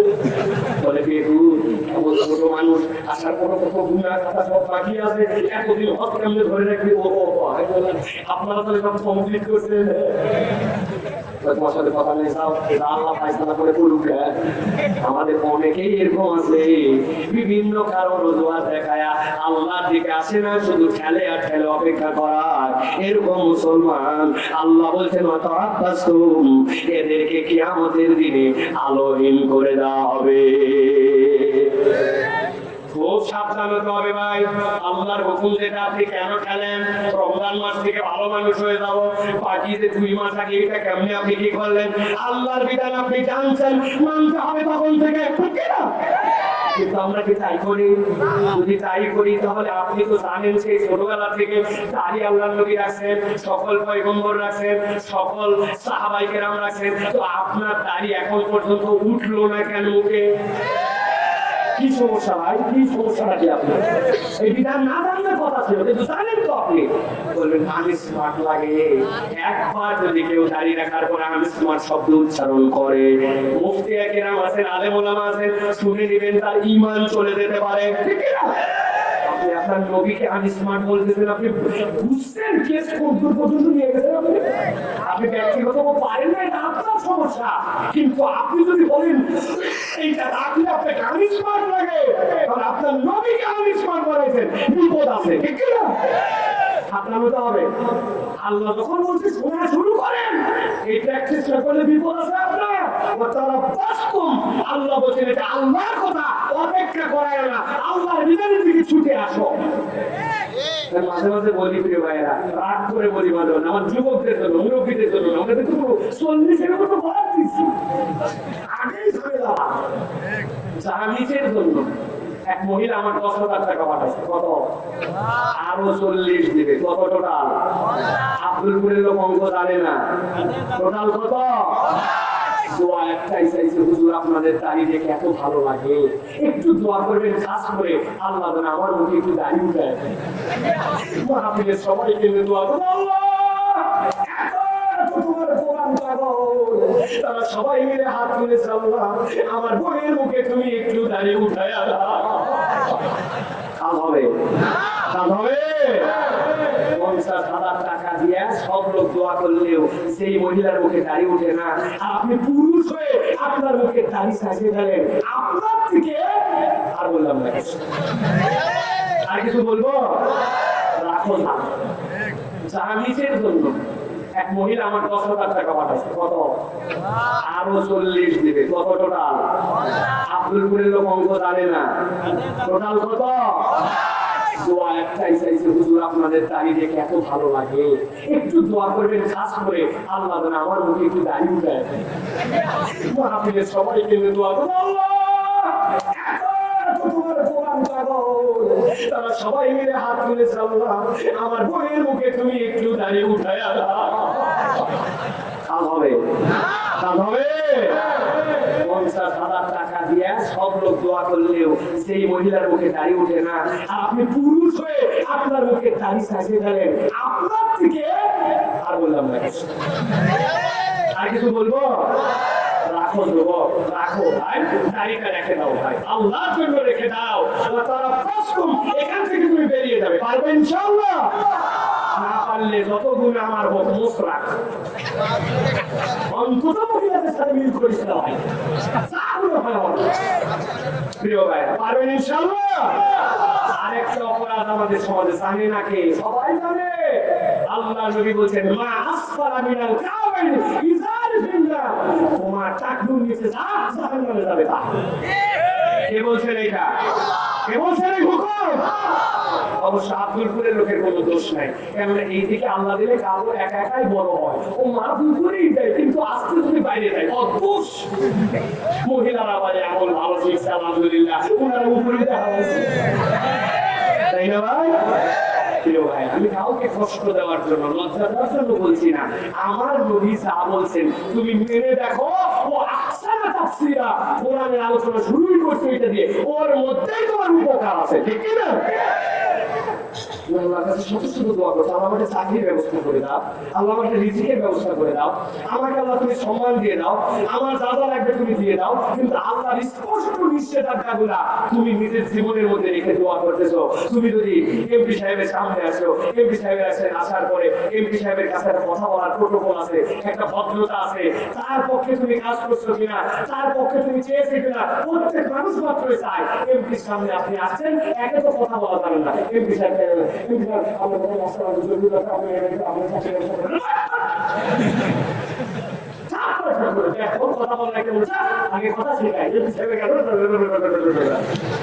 আপনি আল্লাহর কাছে এরকম করে বলেন,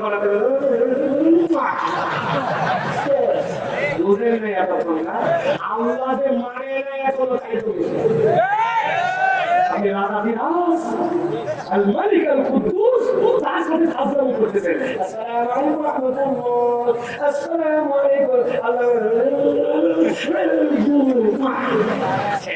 এই দোয়া যদি ইমাম সাহেব না করে, ইমামের চাকরি নটা উঠে। আল্লাহর নবী করে নাই জীবনে যা, আপনি প্রত্যেক দিন করেন তা। কত সুন্দর আছে, একটা কবুল করেন, এরপরে একটা দোয়া করেন না, তাসবিহ করেন না, কিচ্ছু করেন না, সেই লোক পড়তে যাবে তাকেও পড়তে দেন না। ইমাম সাহেব কতগুলো আছে, ফায়ার ব্রিগেডের অফিসার।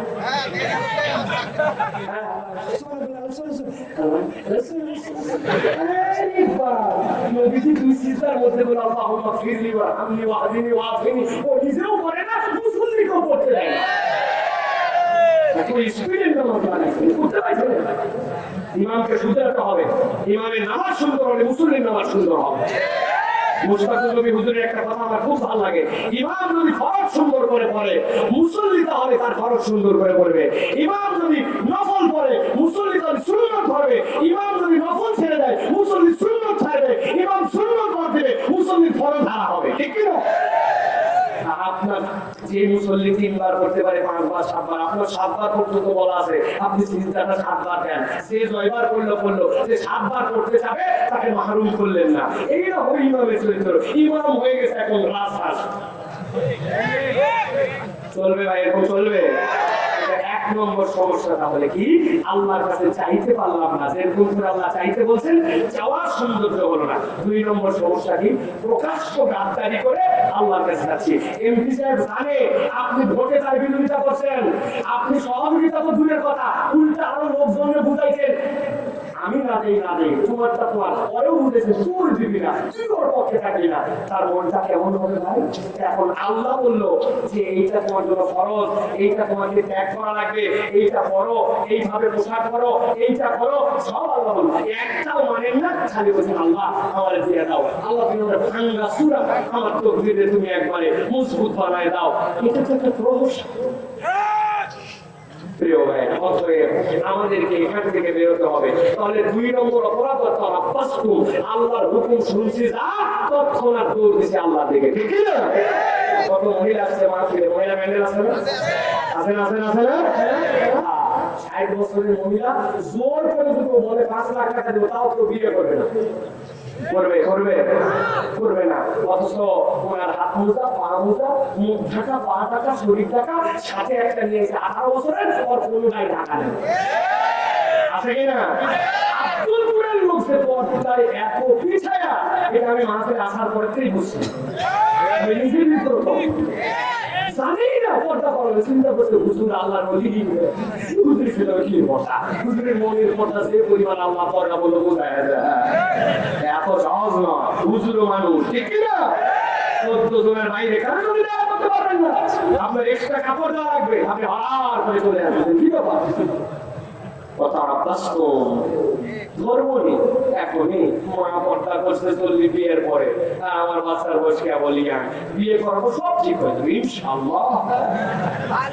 বিয়ের আগে হিসাব খেয়ে দিবে আল্লাহর কাছে, আলো হারায় ফেলবেন। কথা বাস্তব। আল্লাহ থেকে আল্লাহর হুকুম জানার সাথে সাথে আসা লাগবে, তাহলে আলো হারাবার কারণ কয়টা বলছি? কয়টা? আর বাকি আছে 2টা। এই 2টা থাক, আগামীতে দেখা যাবে, ঠিক না? বলে দিব, বলবো তো, একটু টেস্ট করলাম। আগামী 5 বছর আমাদের পাবেন নিয়ে যাবে, আপনি কোথাও আমরা দিতে পারছিলাম না। অতএব বাকি 2টাও বলে দেয় আমরা। আল্লাহ রাব্বুল আলামিন বলছেন, যেই না মুনাফিকের দল ঈমানদারদের কাছে আসুন, ইউনাদুনাহু আলাম নাকুম মাকুম ক্বালু বালা ওয়ালাকিন্নাকুম ফাতানতুম আনফুসাকুম ওয়া তারাব্বাসতুম ওয়ারতাবতুম ওয়া গাররাতকুমুল আমানি হাত্তা জাআ আমরুল্লাহ। আল্লাহ বলছেন তাদের 3 নম্বর অপরাধ, ওয়ারতাবতুম, ওরা আল্লাহর বিধানে সন্দেহ করত। আল্লাহ রাব্বুল আমিনের বিধানের ব্যাপারে তাদের হৃদয়ের মধ্যে সন্দেহ ছিল, আচরণে সন্দেহ ছিল, আমলের মধ্যে, তাদের ভাবধারার মধ্যে আল্লাহর বিধানকে তারা কৌশলে প্রকারান করে সন্দেহ করত।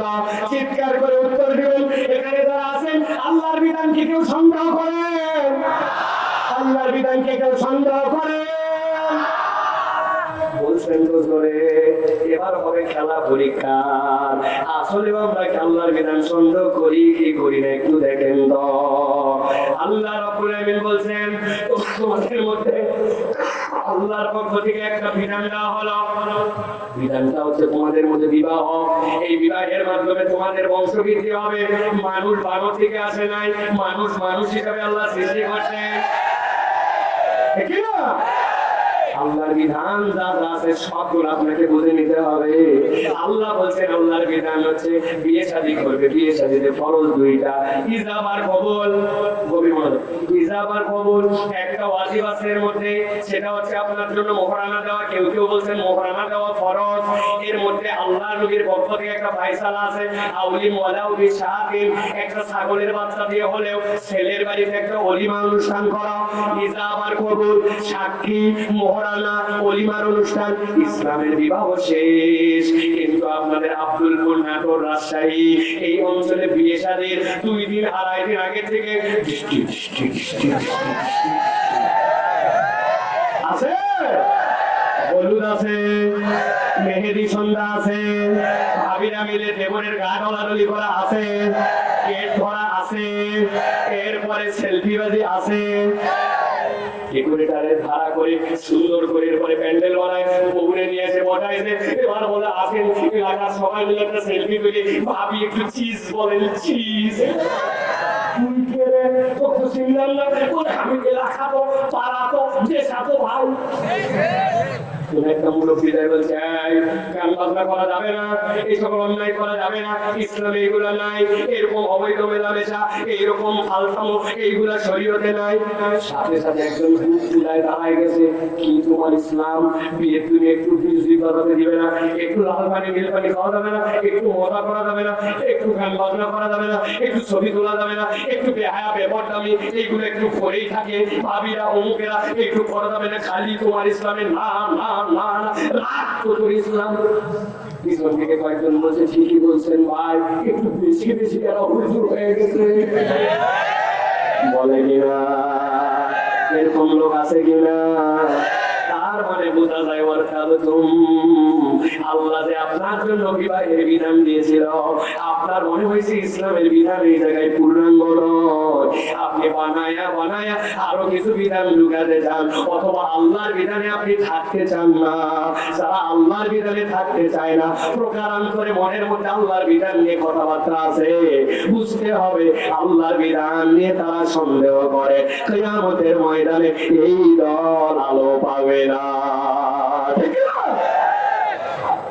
এরকম মুসলমান আমাদের সমাজে ভরে গেছে, অনেক দাড়িওয়ালা মুরব্বী পর্যন্ত এখন আছে, বলে ফতুয়া নতুন দিছে তারা, ওই আগে যাহা সুদ ছিল এখন মুহাই মুনাফা। আছে না ভাই? আগে যাহা সুদ এখন মুহাই মুনাফা বলছে, হ্যাঁ সুদ ছাড়া এখন চলা যায় না। দাদন ব্যবসা করে মহিলারা পর্যন্ত দাদনে টাকা লাগায়, সুদে টাকা লাগায়, এত বড় দাড়ি, এত বড় যুদ্ধ, আর পাকা বদমাইশ।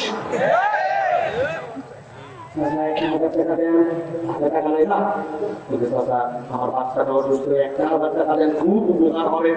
বললাম না হাতে টাকা নেই, আপনি বোঝেন নাই, আসলে আপনার কাছে দিয়ে এমনি নিব না, 1,000 টাকা শুক্রবারে দেন, আগামী মঙ্গলবার আল্লাহ মাথায় রাখলে 1250।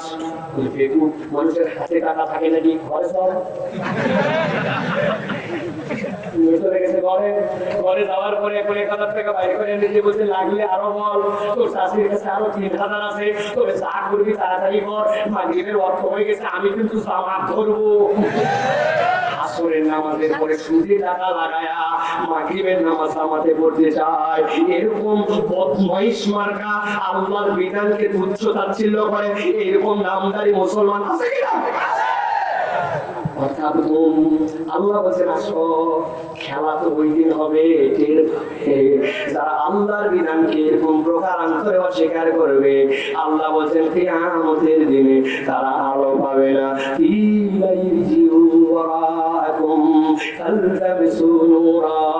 যাও দুনিয়ায় যাওয়ারও নিয়ে আসো, ওই দিন দুনিয়ায় আসা যাবে না, আলো না থাকলে জাহান্নাম ছাড়া কোনো গতি হবে না।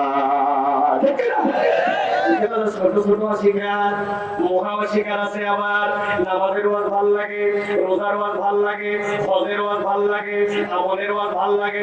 কিন্তু বলছেন আল্লাহ রাব্বুল আলামিন তো কোরআনের মধ্যে কেউ যদি চুরি করে তার জন্য দণ্ডবিধি দিয়েছেন, কেউ যদি জিনা করে তার জন্য শাস্তি দিয়েছেন। রাখেন তো ভাই এগুলা 1400 বছর আগে পাথর মারা, এগুলো আমাদের সাথে চলে না। দণ্ডবিধি বন্ধুদের ধন ভাই ওইগুলা সব নামাজ কালাম নিয়ে আমরা বড়ই ভালো আছি। আল্লাহর আইন, আল্লাহর বিচার, আল্লাহর শাসন পছন্দ করে না, কিন্তু নামাজ রোজায় খুব মহব্বত দেখায়। এইরকম কতগুলা মুনাফিক মার্কা মুসলমান আছে কিনা? কম না বেশি? আমার আল্লাহ রাব্বুল বলছেন ভালো করে বুঝে নাও, দুনিয়ার ওই ওয়ার কার্টুন তোমার মাথায় ধরুক না ধরুক, তোমার বিবেকে কুলাক বা না কুলাক, তোমার বুদ্ধিতে আসুক বা না আসুক, তোমাকে স্বীকার করতে হবে আল্লাহর বিধান সেরা, ওই বিধানকে আমি মানি, ওই বিধানকে অনুসরণ করি। দুনিয়ায় কোথাও থাক বা না থাক, আমার আল্লাহর বিধানের সবগুলোর প্রতি ঈমান আনছি, এই জন্যই আমি মুসলমান। আর আল্লাহর বিধানের একটা কিছু অস্বীকার করলে তার ঈমান থাকবে না, ঠিক না? যদি আল্লাহর কাছ থেকে বাঁচতে চান আমার কাছে যোগাযোগ করেন। তাছাড়া বিপদ আছে আপনার, একটা বুদ্ধি শিখাই দেবো বাঁচার, 10 টাকা করে সবাইকে দেওয়া লাগবে, দিবেন? বুঝলেন কিন্তু ভাই, বড় ঝামেলা, 10 টাকা মায়া করতেছেন আপনি, দিবেন? দেখেন বুদ্ধিটা শিখাই দেই। আমরা বলছি আমানতু বিল্লাহি ওয়া মালাইকাতিহি ওয়া কুতুবিহি, বলছি না? কি বলছি? আমানতু বিল্লাহ, আল্লাহ। ভাই ভালো করে বলেন, এই কোথা থেকে আসছে? বসো বসো বসো। সাহাবাকে খাইয়ে কেমন আছেন? আমানতু বিল্লাহি, আপনার প্রতি ঈমান আনছি, ভালো করে খেয়াল করুন। ওয়া মালাইকাতিহি, সবগুলা ফেরেশতার প্রতি ঈমান আনছি। তারপরে কি বলছেন? ওয়া কুতুবিহি, আল্লাহর কিতাবে যা আছে সবগুলার প্রতি ঈমান আনছি, ঠিক না? এখান থেকে যারা আল্লাহর বিধান কিছু ভালো লাগে কিছু বাদ যায়, তাদের জন্য কালেমা পরিবর্তন করতে হবে। আমানতু বিল্লাহি ওয়া মালাইকাতিহি ওয়া কিছু কিছু কুতুবিহি, কি বলবেন? কিছু কিছু কুতুবিহি, আমার যতটুকু মনে খুলাইছিল ভালো লাগছিল ওইটুকু বলছে, আগেই তো বলে আছি, পাটা মাটিতে পড়বে না, সব পিঠে পড়বে। আল্লাহর বিধান নিয়ে কোন রকম তুচ্ছ তাচ্ছিল্য মশকরা, আল্লাহর বিধান অস্বীকার প্রকারান করে আল্লাহর বিধান ভালো লাগে না, এইরকম কোন ভাব ভঙ্গি করা যাবে। কিন্তু আমরা তো দেখতেছি আমাদের কিতাবের মধ্যে পর্যন্ত ঢুকাইছে, বানায় গল্প শেখাচ্ছে বাচ্চাদেরকে। কি গল্প? একজন মহিলা, তার বাড়িতে আগুন লেগে গেল, আগুন লাগার পর উনি বাড়িতে ঢুকলো, ঢুকার পরে সোনা দানা সব বের করে নিল, নিয়ে বাহিরে চলে আসবে। এমন সময় থেকে বাইরে অনেক পুরুষ মানুষ, এই জন্য উনি আর বাহিরে আসলো না, আবার ভিতরে চলে গেল, পর্দা নষ্ট হয়ে যাবে জন্য ভিতরে আগুনে পুড়ে মরে গেল। কি গাদা করে গল্প শিখান আপনি, কি গাদা করে গল্প আমাদেরকে বোঝান। সেই মহিলা তার সোনা দানা সব নেওয়ার সময় পেল, ভিতরে গেল, সিন্ধুক খুললো, সব নিল। উনি একটা কাপড় পেল না, একটা বোরকার পাট পেল না, একটা চাদর পেল না, একটা লুঙ্গি পেল না, সেটা উপর দিয়ে দিয়ে বাহিরে চলে আসতে পারবে, সব নিতে পারলো, কিন্তু এইটা নিতে পারলো না। এইটা মূলত গল্প শোনানোর উদ্দেশ্য নয়, এইটার দ্বারা পর্দাকে তাচ্ছিল্য করা, পর্দার প্রতি ছোটদেরকে বিরূপ পরিস্থিতি এবং ইসলাম বিদ্বেষী মনোভাব গঠন করা, এটাই হচ্ছে এটার মৌলিক উদ্দেশ্য। আমরাও শপথ নিয়েছি পড়লে ভালো, না হলে এরকম বই আমাদের বাচ্চাদেরকে পড়াবো না, ঠিক না? গল্প শুনাইছে আরেকটা, যে মহিলা একটা ট্রেনে করে যাচ্ছে, পাকিস্তান করে গেছে প্ল্যাটফর্ম থেকে, পাকিস্তানে পড়ার পর লোকজন উঠার জন্য আসছে, বলছে না পর পুরুষ আমাকে যারা হাত না দেয়, ঠিক আছে কেউ ধরে নেয়। তার সাথে একটা মহিলা আছে, সে আধা ঘন্টা চেষ্টা করছে, কেউ উঠাতে পারে নাই, কিন্তু হাত ধরতে দেয় নাই। আধা ঘন্টা 30 মিনিট, এরপরে উঠতে পারে নাই, এই জন্য তার পর্দা নষ্ট হবে জন্য এরপরে ট্রেন তার উপর দিয়ে চলে গেল। এটা তো বাংলা খেলে হবে না, এটা যদি এই গল্প লেখার জন্য ইয়াবা খাওয়া লাগবে।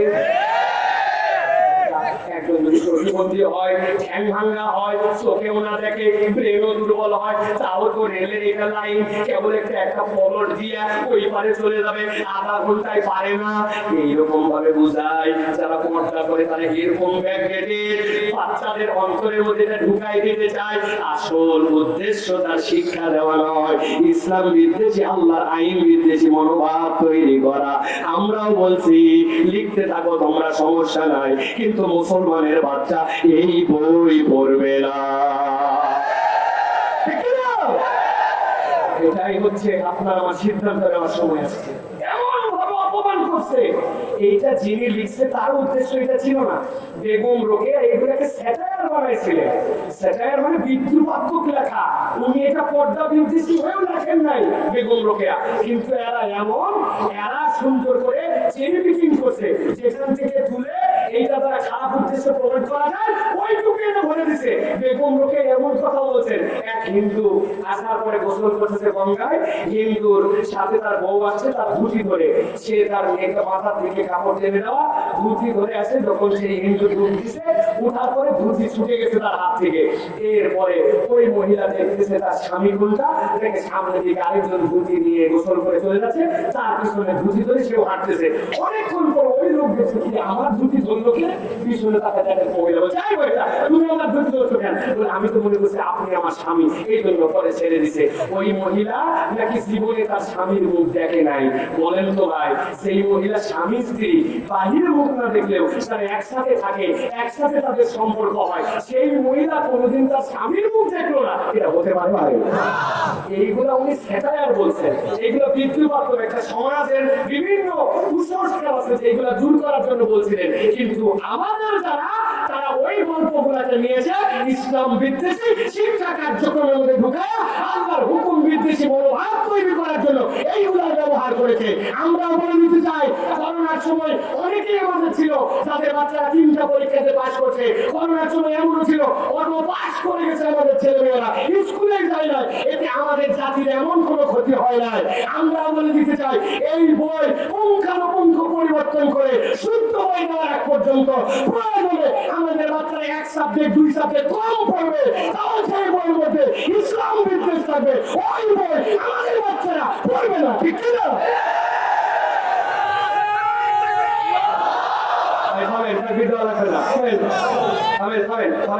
কথা শেষ করতে দেন, অনেক রাত হয়ে গেছে প্রিয় ভাইরা, খুব সাবধান, অনেক পরিবর্তন হবে বলতেছে। বান্দরের শুধু আসেন, এটা পাবলিক বুঝে, ওরাও বুঝে। বিজ্ঞানের এগুলা তথ্য কোনোটাই বাস্তব নয়, এগুলো সবগুলো থিওরি। এগুলা সে বলছে, সেও বলছে যে এটাকে আমি তোমাদেরকে সূত্র হিসেবে দিচ্ছি নাকি। আরে নিউটনের সূত্র তো প্রমাণিত নয়, প্রমাণিত নয় তো এগুলো, এগুলো মেনে নিচ্ছি আমরা সবাই মিলে এইটা। সুতরাং ওইটা কোনো ইস্যুই নয়। ইস্যু হচ্ছে আমাদের কাছে যে ইসলাম নিয়ে আমাদের এই সকল বইয়ের মধ্যে যে সকল বিদ্বেষী মনোভাব আছে এইগুলার মধ্যে সংস্কার আনা লাগবে, ঠিক না? এটা মূল সংস্কার, বাকিগুলো তোমরা করে খাবো না।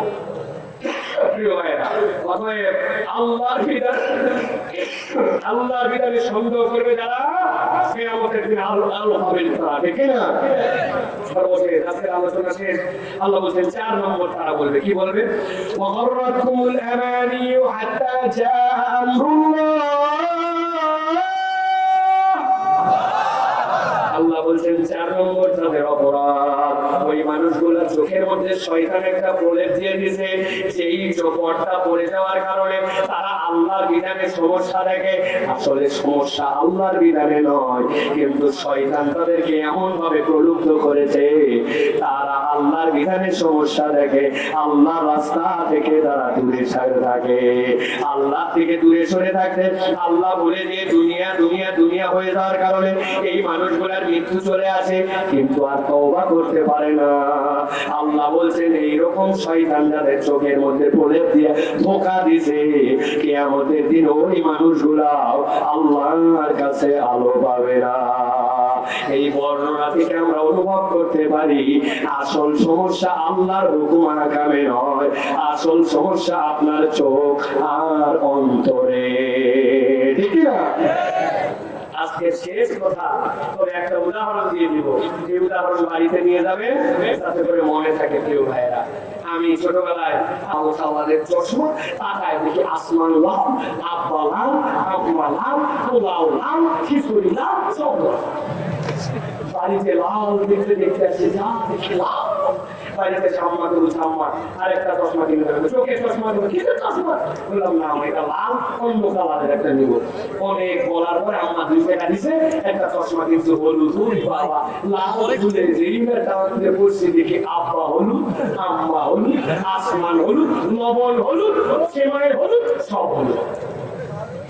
উত্তর দিবেন ঠান্ডা মাথায়, বুঝে থাকলে আসলে কি আমার আব্বা লাল? তাই ঘুমাই যাননি তো? আমার আব্বা কি লাল, আম্মা হলো আসমান লাল, লবণ কি হলো? জি না। আসল সমস্যা হচ্ছে আমার চোখের সামনে লাল আর হলো। যারা আল্লাহর বিধানে সমস্যা খোঁজে, আপনি নিশ্চিত জেনে থাকবেন আল্লাহর বিধানে কোনো সমস্যা নাই। আসল সমস্যা হচ্ছে তার অন্তর আর চোখে। পরিবর্তন যদি আপনার অন্তর আর চোখে হয়, আল্লাহর বিধানে আপনি কোনো সমস্যা খুঁজে পাবেন না, ঠিক না? এখন আপনার অন্তরটা পরিবর্তন করবেন কেমন করে? আল্লাহ বলছেন এই কোরআন দিয়ে। ওই যে প্রথম আয়াত ফায়াদমাবুহু ফাইযা হুয়া সাহিক, কোরআন যদি পরিবর্তন হয় ওইটার বাতিলের অবস্থান থাকে না, ওখানে আল্লাহর আলো ঢুকে যায়। অতএব কোরআন ধারণ করা লাগবে, ঠিক কি না? ঠিক তো বলে গেলাম। বাচ্চাদেরকে কোরআন পড়াই না, বাচ্চাদেরকে মাদ্রাসায় দেই না, কোরআনের দর দেই না। আমি বলতেছি না আপনাদের প্রত্যেকের বাচ্চাকে আলেম, হাফেজ, মুফতি এইটা না। তবে আমি অনুরোধ করব 5 বছর, 6 বছর, 7 বছর, এই 3টা বছর আপনার বাচ্চা কাচ্চাকে নুরানি মাদ্রাসায় দেন। বাংলা শিখবে, ইংরেজি শিখবে, কোরআনের 2-3 পারা হেফজ করবে, 10-15-20টা হাদিস জানবে, ফরজ মাসালা জানবে, হাতের লেখাটা সুন্দর হবে, ইসলামের ফরজিয়াত যে হুকুমগুলা পাক পবিত্রতা জেনে ফেলবে। এরপরে ইঞ্জিনিয়ার বানান, ডাক্তার বানান, সব বানান, কিন্তু শুরুটা তার কোরআনের হৃদয়ে ঢুকায় দেন। আপনার বাচ্চা ইনশাআল্লাহ কখনো কাফের হবে না। আল্লাহ আমাদেরকে, আমাদের পরিবেশকে, আমাদের সমাজকে কোরআনওয়ালা বানান। চিৎকার করে বলেন আল্লাহুম্মা আমিন। মানে কোরআনুল কারীম থেকে আমরা যেটা আজকে শিখলাম, কিয়ামতের দিনে আলো পেতে চাই, আলো হারানোর অন্যতম কারণ হবে আল্লাহর বিধানে আসতে দেরি করা, আল্লাহর বিধানে সন্দেহ করা, নিজে নিজে পরীক্ষার মধ্যে ফেলা, আল্লাহর পথ ছেড়ে শয়তানের পথ অনুসরণ করা। আমরা এখান থেকে যেন বেঁচে থাকতে পারি, সকলে বলেন আল্লাহুম্মা আমিন।